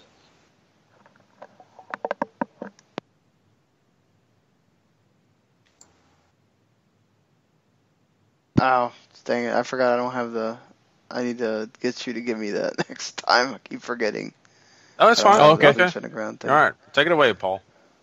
So we open this week with Prince Puma, who's standing on the roof of the temple, and he's having some flashbacks to essentially how he died, losing the Grave Consequences match to Mil Muertes, and Vampiro shows up and tells him, hey, man, don't worry about the past, worry about the future, and the future for you should be the Lucha Underground title. And if you don't really focus on winning that and actually do win it, then all these things that are happening to you, the visions, they're going to consume you, and you're going to be just nothing, essentially. So cue Johnny Mundo and the Worldwide Underground showing up. Mundo is talking to them all, and then he looks up to see Puma looking down on him, flips him the bird and all that, and Puma says, you know what? I'm going to win that championship for you, Master. And then that takes us into our first match. Cage and Pindar, more Cueto Cup action here. This goes 30 seconds, and that's because Cage won't remove the gauntlet. It's making him crazier and crazier. And as the referee tries to get him to take it off, Cage just shoves him down to the ground and goes to start attacking Pindar. However, the referee throws the match out, so Cage gets pissed and gives the ref the old Steiner screwdriver, which is, might as well have murdered that referee, poor guy. Yeah, that referee definitely earned his pay. Yes. I mean, my God. Oof. I don't care if it was $25. He earned it. So, I think that was interesting. And with a guy like Cage, I just love the intimidation factor, right? He doesn't care if he lost the match. He just wants to do what he wants to do, and he's going to do it. And you're right. That glove is making him go crazy, right? We always hear about the idle hands. Seems like that's what's controlling Cage, and that's kind of cool. Pindar, good job. Didn't have to really work hard for that one. There, move on to the next round. Also, I do want to mention, I love the beginning of the show. I think that's something that's kind of fun to see, right? I mean, they kind of build on something without having to focus on it a ton of time, and that's of course getting Puma and understanding his story and what's going on with that. So I like the motivation for Puma, and we'll see of course that later on in the night. Absolutely. I really like the Cage thing too. I mean, we know that there's some dark deity inside that gauntlet. We learned that from all the backstage stuff during that series that he had with Tejano. So whatever's going on in there, I'm really looking forward to seeing how that all plays out. If we even do now with the show sort of being in jeopardy. So don't say that. Oh, yeah, it's a possibility. Son of Havoc comes down for his match with Dante Fox. However, Son of Madness attacks him from behind. They have a little brawl that ends with Madness punching Havoc in the face with a chain. Dario shows up and says, hey, man, I know you just got attacked, but I can't reschedule the match, so you either have to fight or forfeit. And, of course, Son of Havoc, being who he is going to fight. He climbs into the ring. Of course, he's not going to win, right? He's just had his bell rung. They go about 9 minutes, so this is an incredible match. So really great back-and-forth stuff. And these guys, I think they're just naturally work well together. They have the same style and all that. And Dante Fox ends up capitalizing on Havoc missing a shooting star press and hits the Fox catcher, and that's all she wrote. Yeah, I mean, just a great back and forth. Lots of false finishes. It was really close at times. And so, I mean, you just get a fun match. I just really enjoyed it. And I love the fact that they teased the fact that, Son of Havoc getting beat up before this match was, probably the thing that cost him. And, because, I mean, he hung with Fox pretty much the entire way through. It wasn't one of those get attacked and then lose in 3 minutes. No, it was much more than that. So, tons of fun to watch, and, Fox is moving on. Absolutely. We go backstage to where the Worldwide Underground is hanging out with their new agent by the name of Benjamin Cook, who sort of says that these guys run the place and that they should be on cereal boxes and they should be making all the money. And if they stick with him, they're going to own Lucha Underground. PJ Black, however, doesn't seem so sold on this. And of course, he's in the main event against Prince Puma. And the jokes with, oh God, I can't believe I'm forgetting his name. The Johnny Mundo wannabe, essentially. Just that the guy I like you and not you, but yeah, this was really funny. It was funny, and I love the whole gimmick. It just goes over well, right? I mean, and being little people and all that, it's just fun. Here's the thing too, is I love the way that they kind of handled the PJ Black situation too, because he comes into this just kind of confused, like the whole time, like, huh, what the heck are we talking about here? I like the sales pitch though. Honestly, what a good sales pitch he did. I mean, trying to really get PJ Black to buy in, and it seems like he's already got Mundo. Absolutely. Mundo is the one who seemed the most sold on it, obviously, because the agent man is puffing up his ego, saying how good looking and how great he is, and all this other stuff. So. I love he's talking about going to heaven. He's like, when I go to heaven and I get my new body, I'm still going to be as sad because I won't just got as good as Johnny Mundo. I'm like, my God. That's just great. Ricky Mandel was who I was thinking of, by the way. But yeah, that was great. And then that takes us to our main event. PJ Black takes on Prince Puma. These guys get 15 minutes, and they put on maybe the best match I've seen out of PJ Black ever. This is incredible back and forth. PJ looks really strong in this, even though he comes up short against Prince Puma in the 630. And I mean, they're throwing the equivalent of high-flying nuclear bombs at each other and kicking out of it, and they create a great atmosphere. And I mean, the Temple loved it. I loved it. I thought this was one of the best matches I've seen on TV all week that didn't have New Japan's name on it. Yeah, it was just a ton of fun. This one was a great main event, something that, if you've missed it, you've got to go check out. Even if this is the only match you watch on this show, just go watch this match. It is super entertaining. These guys put on a heck of a match. I mean, so many spots. There's too many for me to mention. We would take another 45 minutes for me to go through each one and talk about how much I enjoyed it. So I think one of the spots I will mention, though, is I love the kickoff, where they're just kicking each other like this back and forth. One kick, then they start doing the punches. So that was one thing I was just like, this is so fun. I can't wait to talk about. And I think PJ Black, losing the match, I mean, you kind of feel for him because he had some, bigger things going in. But, this is about Puma and his goals and everything he's wanting to do. And he overcame a big match here. Absolutely. And I mean, if we're going to talk spots here, Puma hits a top rope reverse Rana on PJ Black that he, of course, kicks out of. There's some really great opening stuff, too, where I think commentary continues to do a good job on this, where Vampiro and is obviously very focused on everything Prince Puma is doing right now. And Stryker, of course, is there to question him almost at every turn. Like, why are you more interested in these matches than the other ones? Why are you doing this? Why are you doing that? And I mean, I know a lot of people aren't a fan of Matt Stryker and all that, but I think he works really well here in Lucha Underground. Obviously, him and Vampiro built up a bit of a rapport and all that, but I think it just works out really well, and especially whenever Vampiro is involved in the storylines, I think they don't miss a beat on that. Mm-hmm. No, I agree with you. I think these guys are really entertaining on commentary, and not only that, they're inside. They give you lots of great analysis. You know, you get some insights that I don't think that some other announcers would do or be able to give. And so, yeah, I think great work from. Maybe this is just kind of the perfect perfect fit for him, and compared to what he did with WWE and things like that. So, absolutely. And then after the match, PJ Black shows up in Dario's office.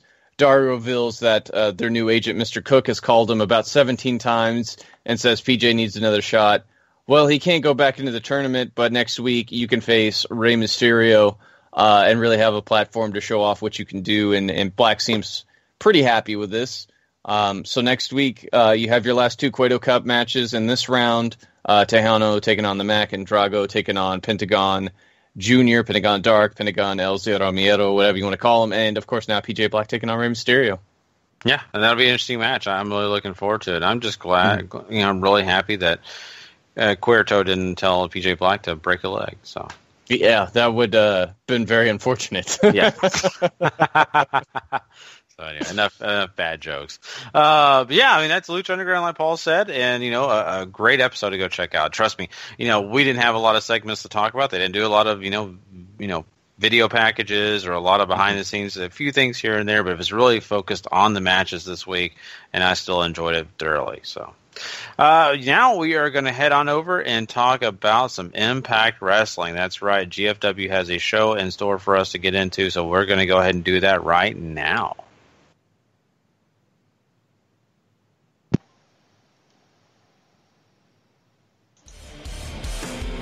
TNA Impact Wrestling.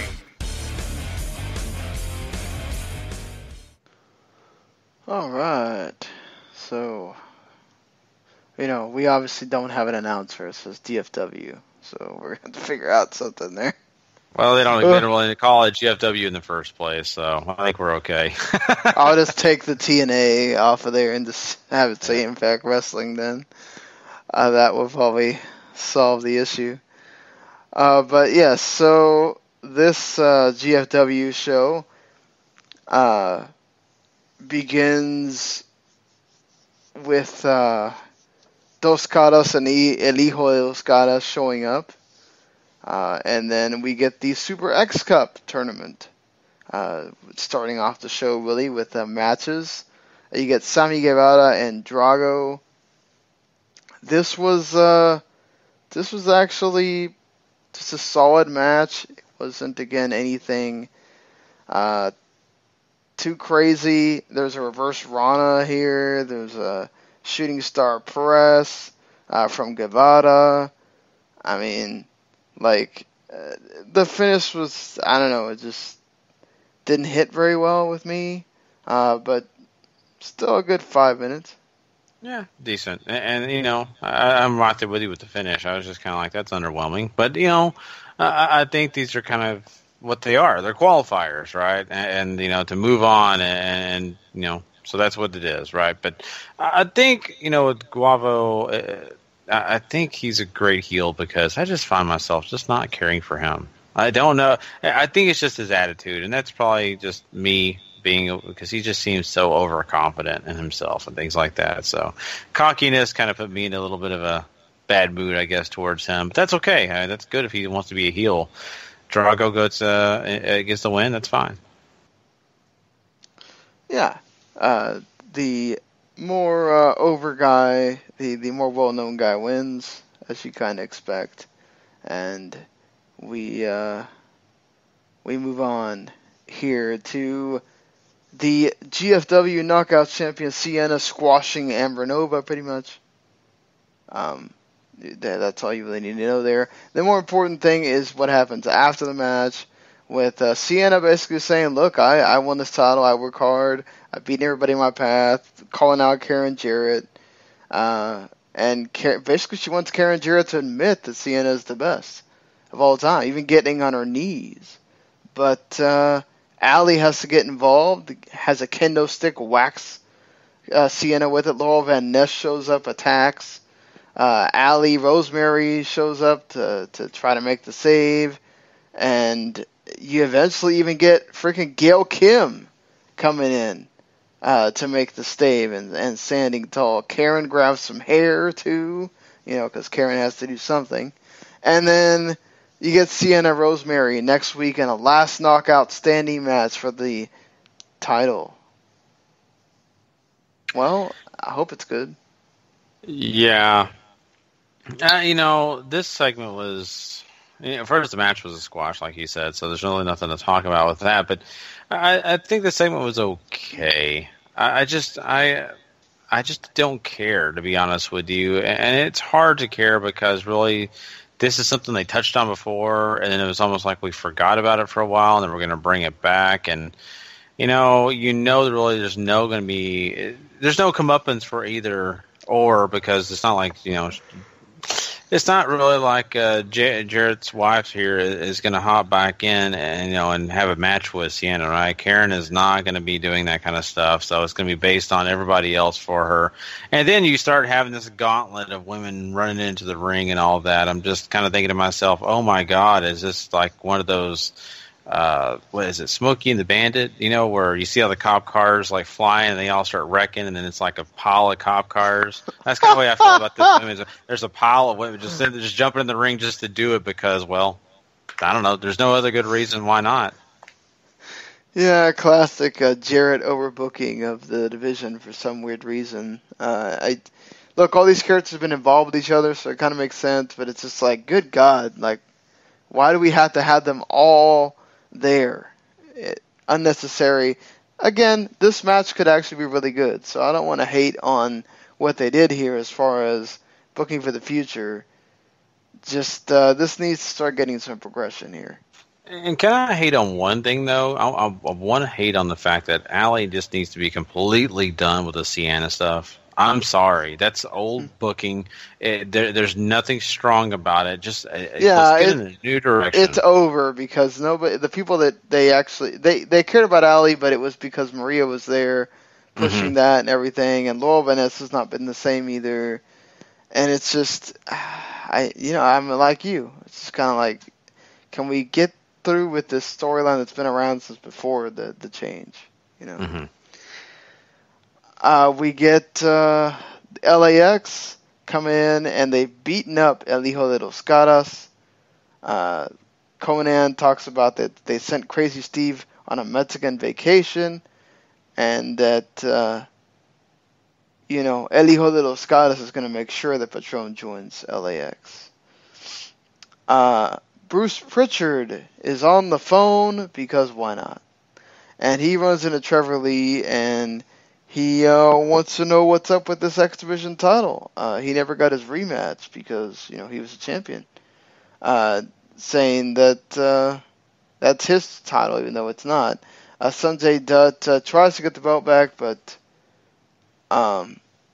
basically Bruce Pritchard doesn't want to hear them arguing with him on the phone, so it's like, yeah, you can't do that here right now. Like, come on, Bruce Pritchard, you can't just walk away.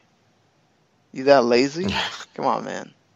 I understand if maybe it's a signal issue or something that could be happening, but Bruce Pritchard, just walk away, let the men fight. Exactly, and he really doesn't do anything about the title. I mean, come on, he could grab the title, he could take it away, right? I mean, no, he can't. Yeah, he could, if. But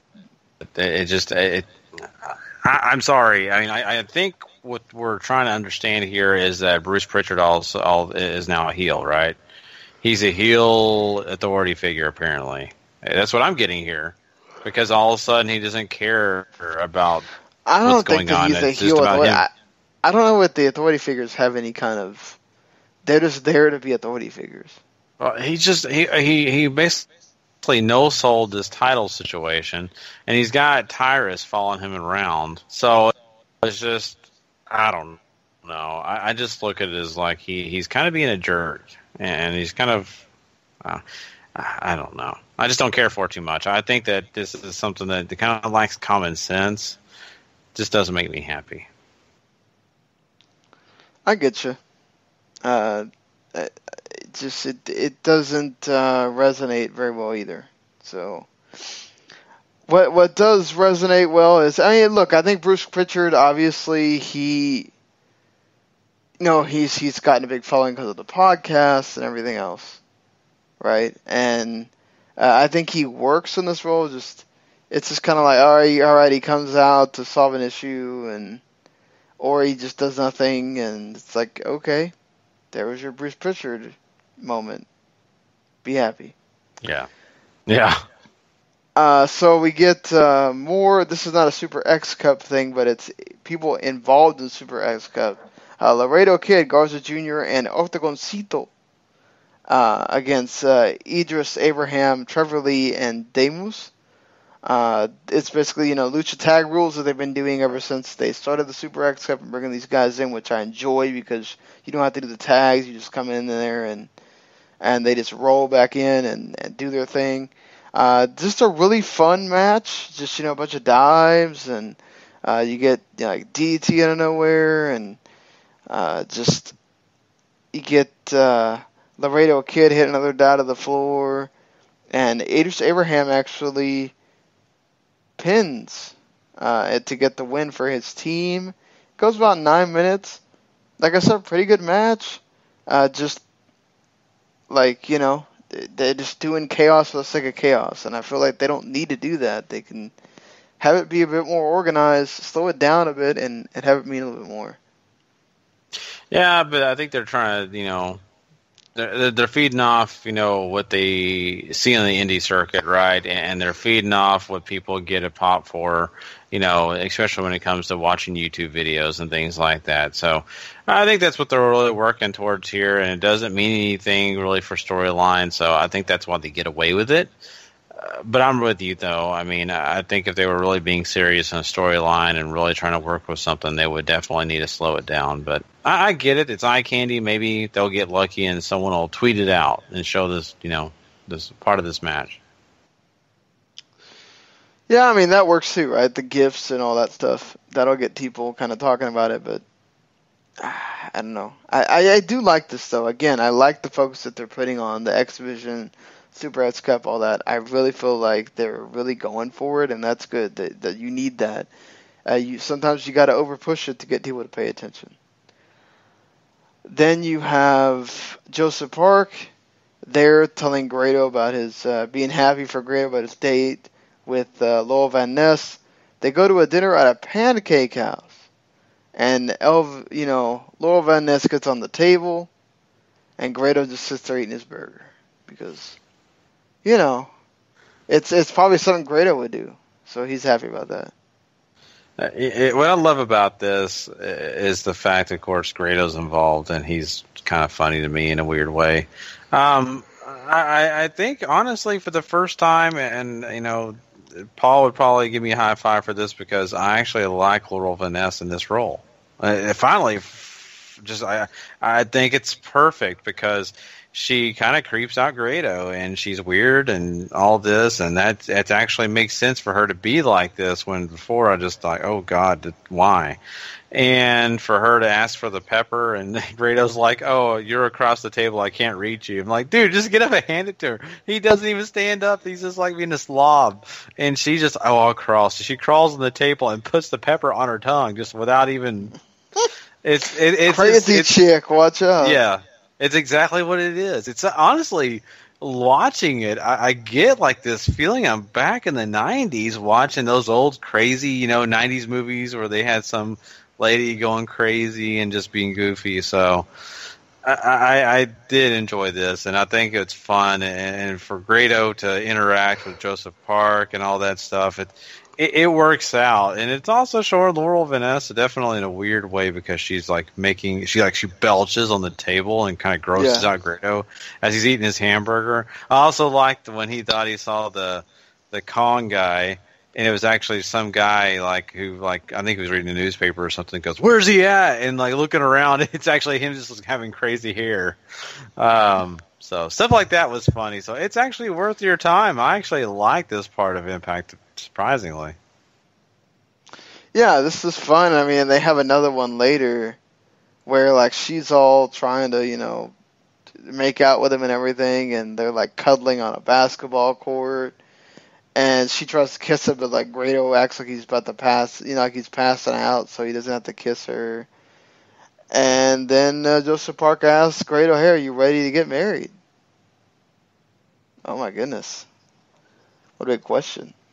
Yeah, exactly. And I love the fact that Grado the whole time is like, citizenship. This is for citizenship or something like that. Yeah, I'm just doing it for bettering myself. Yeah, exactly. So it's fun. Many people actually do that. They do things they don't want to do for the betterment of themselves. So, you can identify with that a little bit there. Let's get this other dumb crap out of the way because, let's just get it out here. This crap with Adonis and Eli Drake and the Swole Mates. I mean, for God's sakes, man. This is the let's have stupid stuff on GFW Impact because we need to. Adonis basically tosses water on the Swole Mates. They get mad. They take out Adonis, and then Drake just runs because they're swole. Like, the hell? Why is this on TV? Why? And then to even make it worse, later when you have, which LAX is continuing to do this thing with Dos Caras now, and they basically tell Dos Caras that they don't give a crap about him, he just wants Patron to join LAX, and basically LAX then interrupts the Swole Mates before they can cut a promo, and LAX beats down the Swole Mates. Alright. The hell was the point of any of this if you're going to have the Swole Mates get beat up later? Yeah, I guess I don't remember the Swole Mates being beat up. I don't know. I remember the LAX coming into the frame and moving on to do their thing. But I would all say about Swole Mates is I just, every time I see him, I want to start pretending I'm New Day and go, whoo, whoo, whoo, because I'm just like, who the heck are these guys? I don't know who they are, and I don't care. Just two dudes, man. Two dudes who got lucky, and Pop TV's like, we have nothing else besides a few things to play, so yeah, here you go, guys. Bro, yeah. We gotta be on this Impact Wrestling, bro. Like, no, just get the hell off the TV. I know GFW can't really say anything because they're not paying for advertising, whatever, but it's like, jeez, can you, beg them to not have them on your TV? They do nothing. Nothing. Yeah. It's ridiculous. So let's get into some better wrestling here. Triple threat match. Matt Sydal, Low Key, and El Hijo de Fantasma. Of course, Lucha Underground's King Cuerno. They have a fantastic match here that goes about 15 minutes. Just such back and forth stuff. Really, I think you should check this out. This was the best match of the entire show. And you get Loki hitting Phantasm with a double stomp, and then Sydal hits that shooting star. And then pins Loki to get the win. So then after that, Sydal calls out Bruce Pritchard saying that he should get a title match now. Well, not so fast, my friend, because Lashley shows up, and boy, you don't want to screw with Lashley. This man, I think even Donald Trump will be cowering in fear of Lashley showing up. I mean, that's why he didn't show up to the pay-per-view. He was too scared of Lashley. So, Lashley basically says, look, I'm the one true warrior. I want a title shot. Sydal basically gets in Lashley's face and was like, dude, come on, man. I've earned this shot or whatever. And so Lashley, he doesn't care. Take a spear, Sydal. Shut your mouth.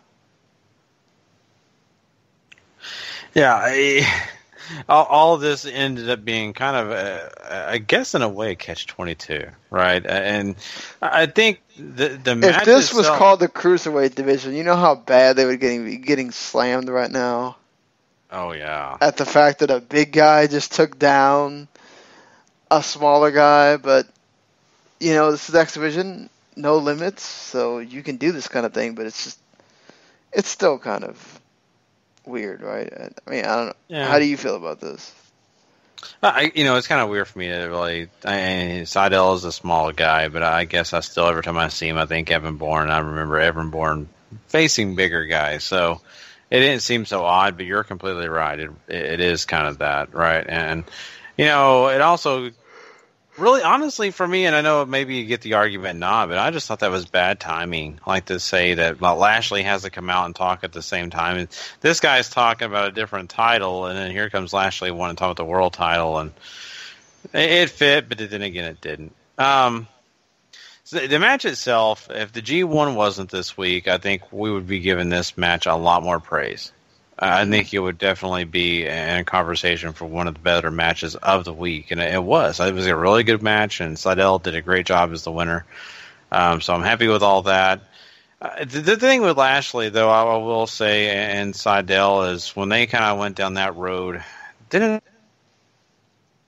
fell apart for me. Like I was really happy about what I just saw when it came to the match, and I've got Lashley in the ring, and he's talking, and then I got Seidel on his knees and then talking to Lashley, like, what's he about to offer him something? I mean, but yeah, it just was so weird. I didn't understand why Seidel was getting on his knees and sitting down. I'm like, this is just odd. I don't see many wrestlers do that. I mean, he's not Aleister Black. You can't sit in the lotus position unless you're Aleister Black. I'm just being honest. So it was kind of funny and weird at the same time. Yeah, I'd agree with that. It was a really good match. Then you had the segment. It was kind of like, some of it seems kind of productive, but it's the way GFW rolls. And speaking of that, they roll on with more matches. Eddie Edwards, EC3, Eli Drake, and Moose in a fatal 4-way. This is another. It was short, but it's still an actually good match here, as all four of these guys get a moment to shine, and then Drake picks up the surprise win too. The match itself was good. I think that you get some action that you kind of want to see, and that's really positive for me. So I was happy about that, especially being one of the later matches.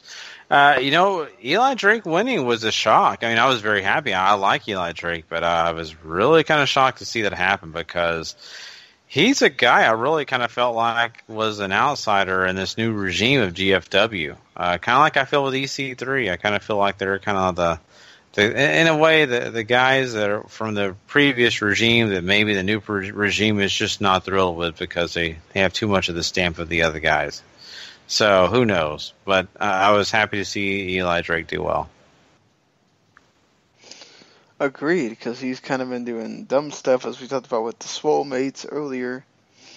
And so the final segment is, of course, the climax of the El Patron, LAX, Goddess family issues. Basically, he has both guys out there. He wants El Patron to come out. Conan says that Patron kind of underestimated how vicious he is. That he's been hanging out with too many gringos. Oof. Talk about getting insulted there, Mr. Patron. You've been hanging out, maybe he's also shot at Paige, by the way. Because gringos means American, but it usually also means white people. So, take that for what you will there. This is also in storyline, but still kind of funny. So they beat on the brothers. They tease kind of removing Dos Caras mask, which, my lord, the boos here were so fake. It was just, I laughed so hard. Then Patron's like, "Oh, leave my dad alone, you SOB," and you've taken this too far. Like, some of this is just like, oh my god. Conan and Ray and you have been friends for years. Here's the dropping Ray Mysterio references. Again, trying to hope that he shows up in GFW, which I really think he's going to show up there because, Ray's had so many problems with WWE, it's hard for me to think that he'd go back to WWE, honestly, at this point. But so Patron may be not wrong in doing this because he's probably going to wind up there. But Conan's got that terrible temper, and that then Patron says he's sorry to the fans, but after that he is no longer friends with Mr. Carlos Conan. And, Conan says he needs a soldier but not a friend, so put on this LAX shirt. And basically, starts threatening Patron again. Patron takes out all of LAX at one point. And then he just takes out the kendo sticks and whoops those tag champions because, hey, why not, right? Let's take out the tag team champions because we can.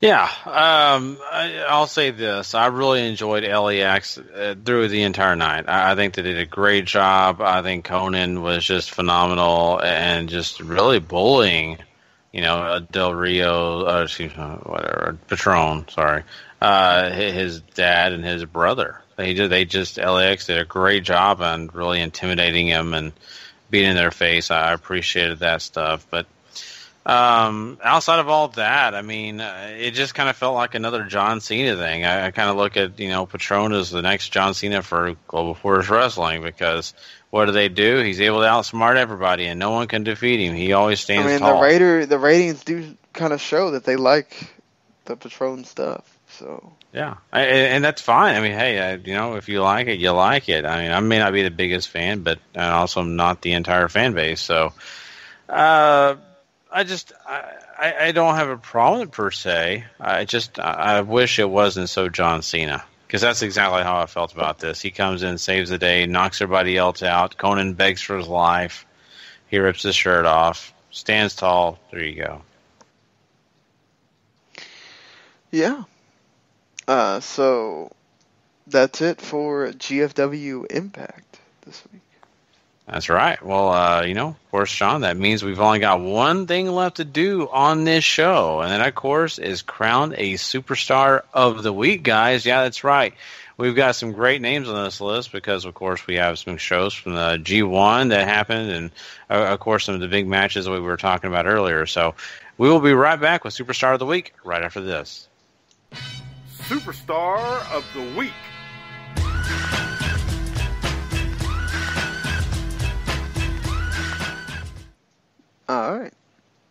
All right, guys. Well, like I said before, we've got some great names on our list. So let's go ahead and start out by talking about the number one, the guy that gets 1 point out of everybody, and that guy is, of course, Juice Robinson. Yeah, Juice has a great match with Satoshi Kojima on day 2 there. Just really, really great. I'd recommend anybody out there go check it out. It's really great, older vet versus younger guy, energy sort of thing, and it's absolutely phenomenal. 2 points will be landing in Goto's lap. Yeah, Goto and Nishi had a tremendous match on night 1 of the G1. Just two guys brawling, being men.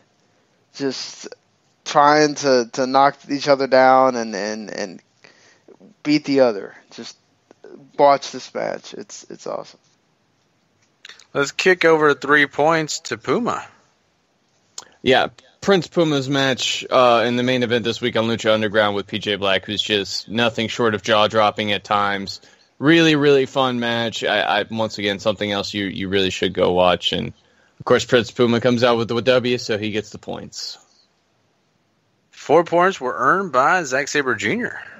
Yeah, Zack Sabre Jr. delivered the shock of night 1, defeating Hiroshi Tanahashi by just crippling his arm there after so many attempts at grabbing it. Of course, Tanahashi did his own, trying to take out Sabre's leg. Just good, just a great match that was very different from everything else on the show and makes it stand out.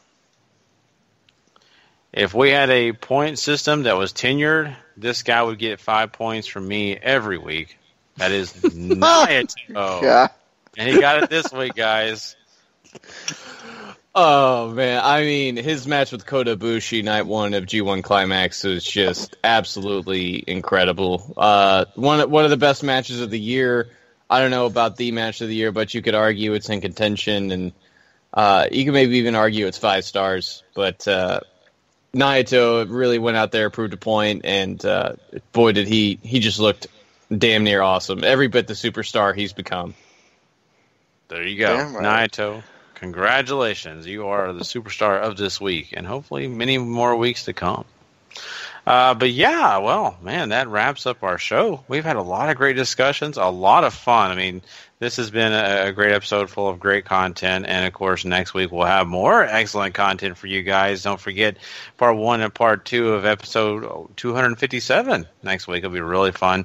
We will be also letting you guys know that, hey, Sunday night, if you want to come check us out, we will be having a big review show over Battleground. Of course, it'll be available Monday morning when you wake up as well. And don't forget, W2Mnet.com. There's a lot of great content over there. You make sure you go and subscribe, rate, and review at Wrestling to the Max or the W2M Network. Make sure you also remember 411mania.com. We love those guys, and we want you to go check out that site as well. And, of course, our YouTube channel. Go subscribe there, Wrestling to the Max. You just got to type it in, go find it, and there you go. All the great content that you want. Don't forget also, we got the Facebook group, Wrestling to the Max, and it's just full of great people. We love everybody over there. And just lots of great wrestling discussions during the week. Like I said before, in between shows, go over there. You'll get us. You'll get plenty of other people talking about the world of wrestling. Besides that, we are done for the night. I am, really happy and really thankful for everybody that came and joined us tonight. Of course, I am Gary Vaughan. Of course, it's Mr. Paul Leazar and Mr. Sean Garmer. And until next time, guys, if you're not living life to the max, not living life at all. You know it. Bye. Later.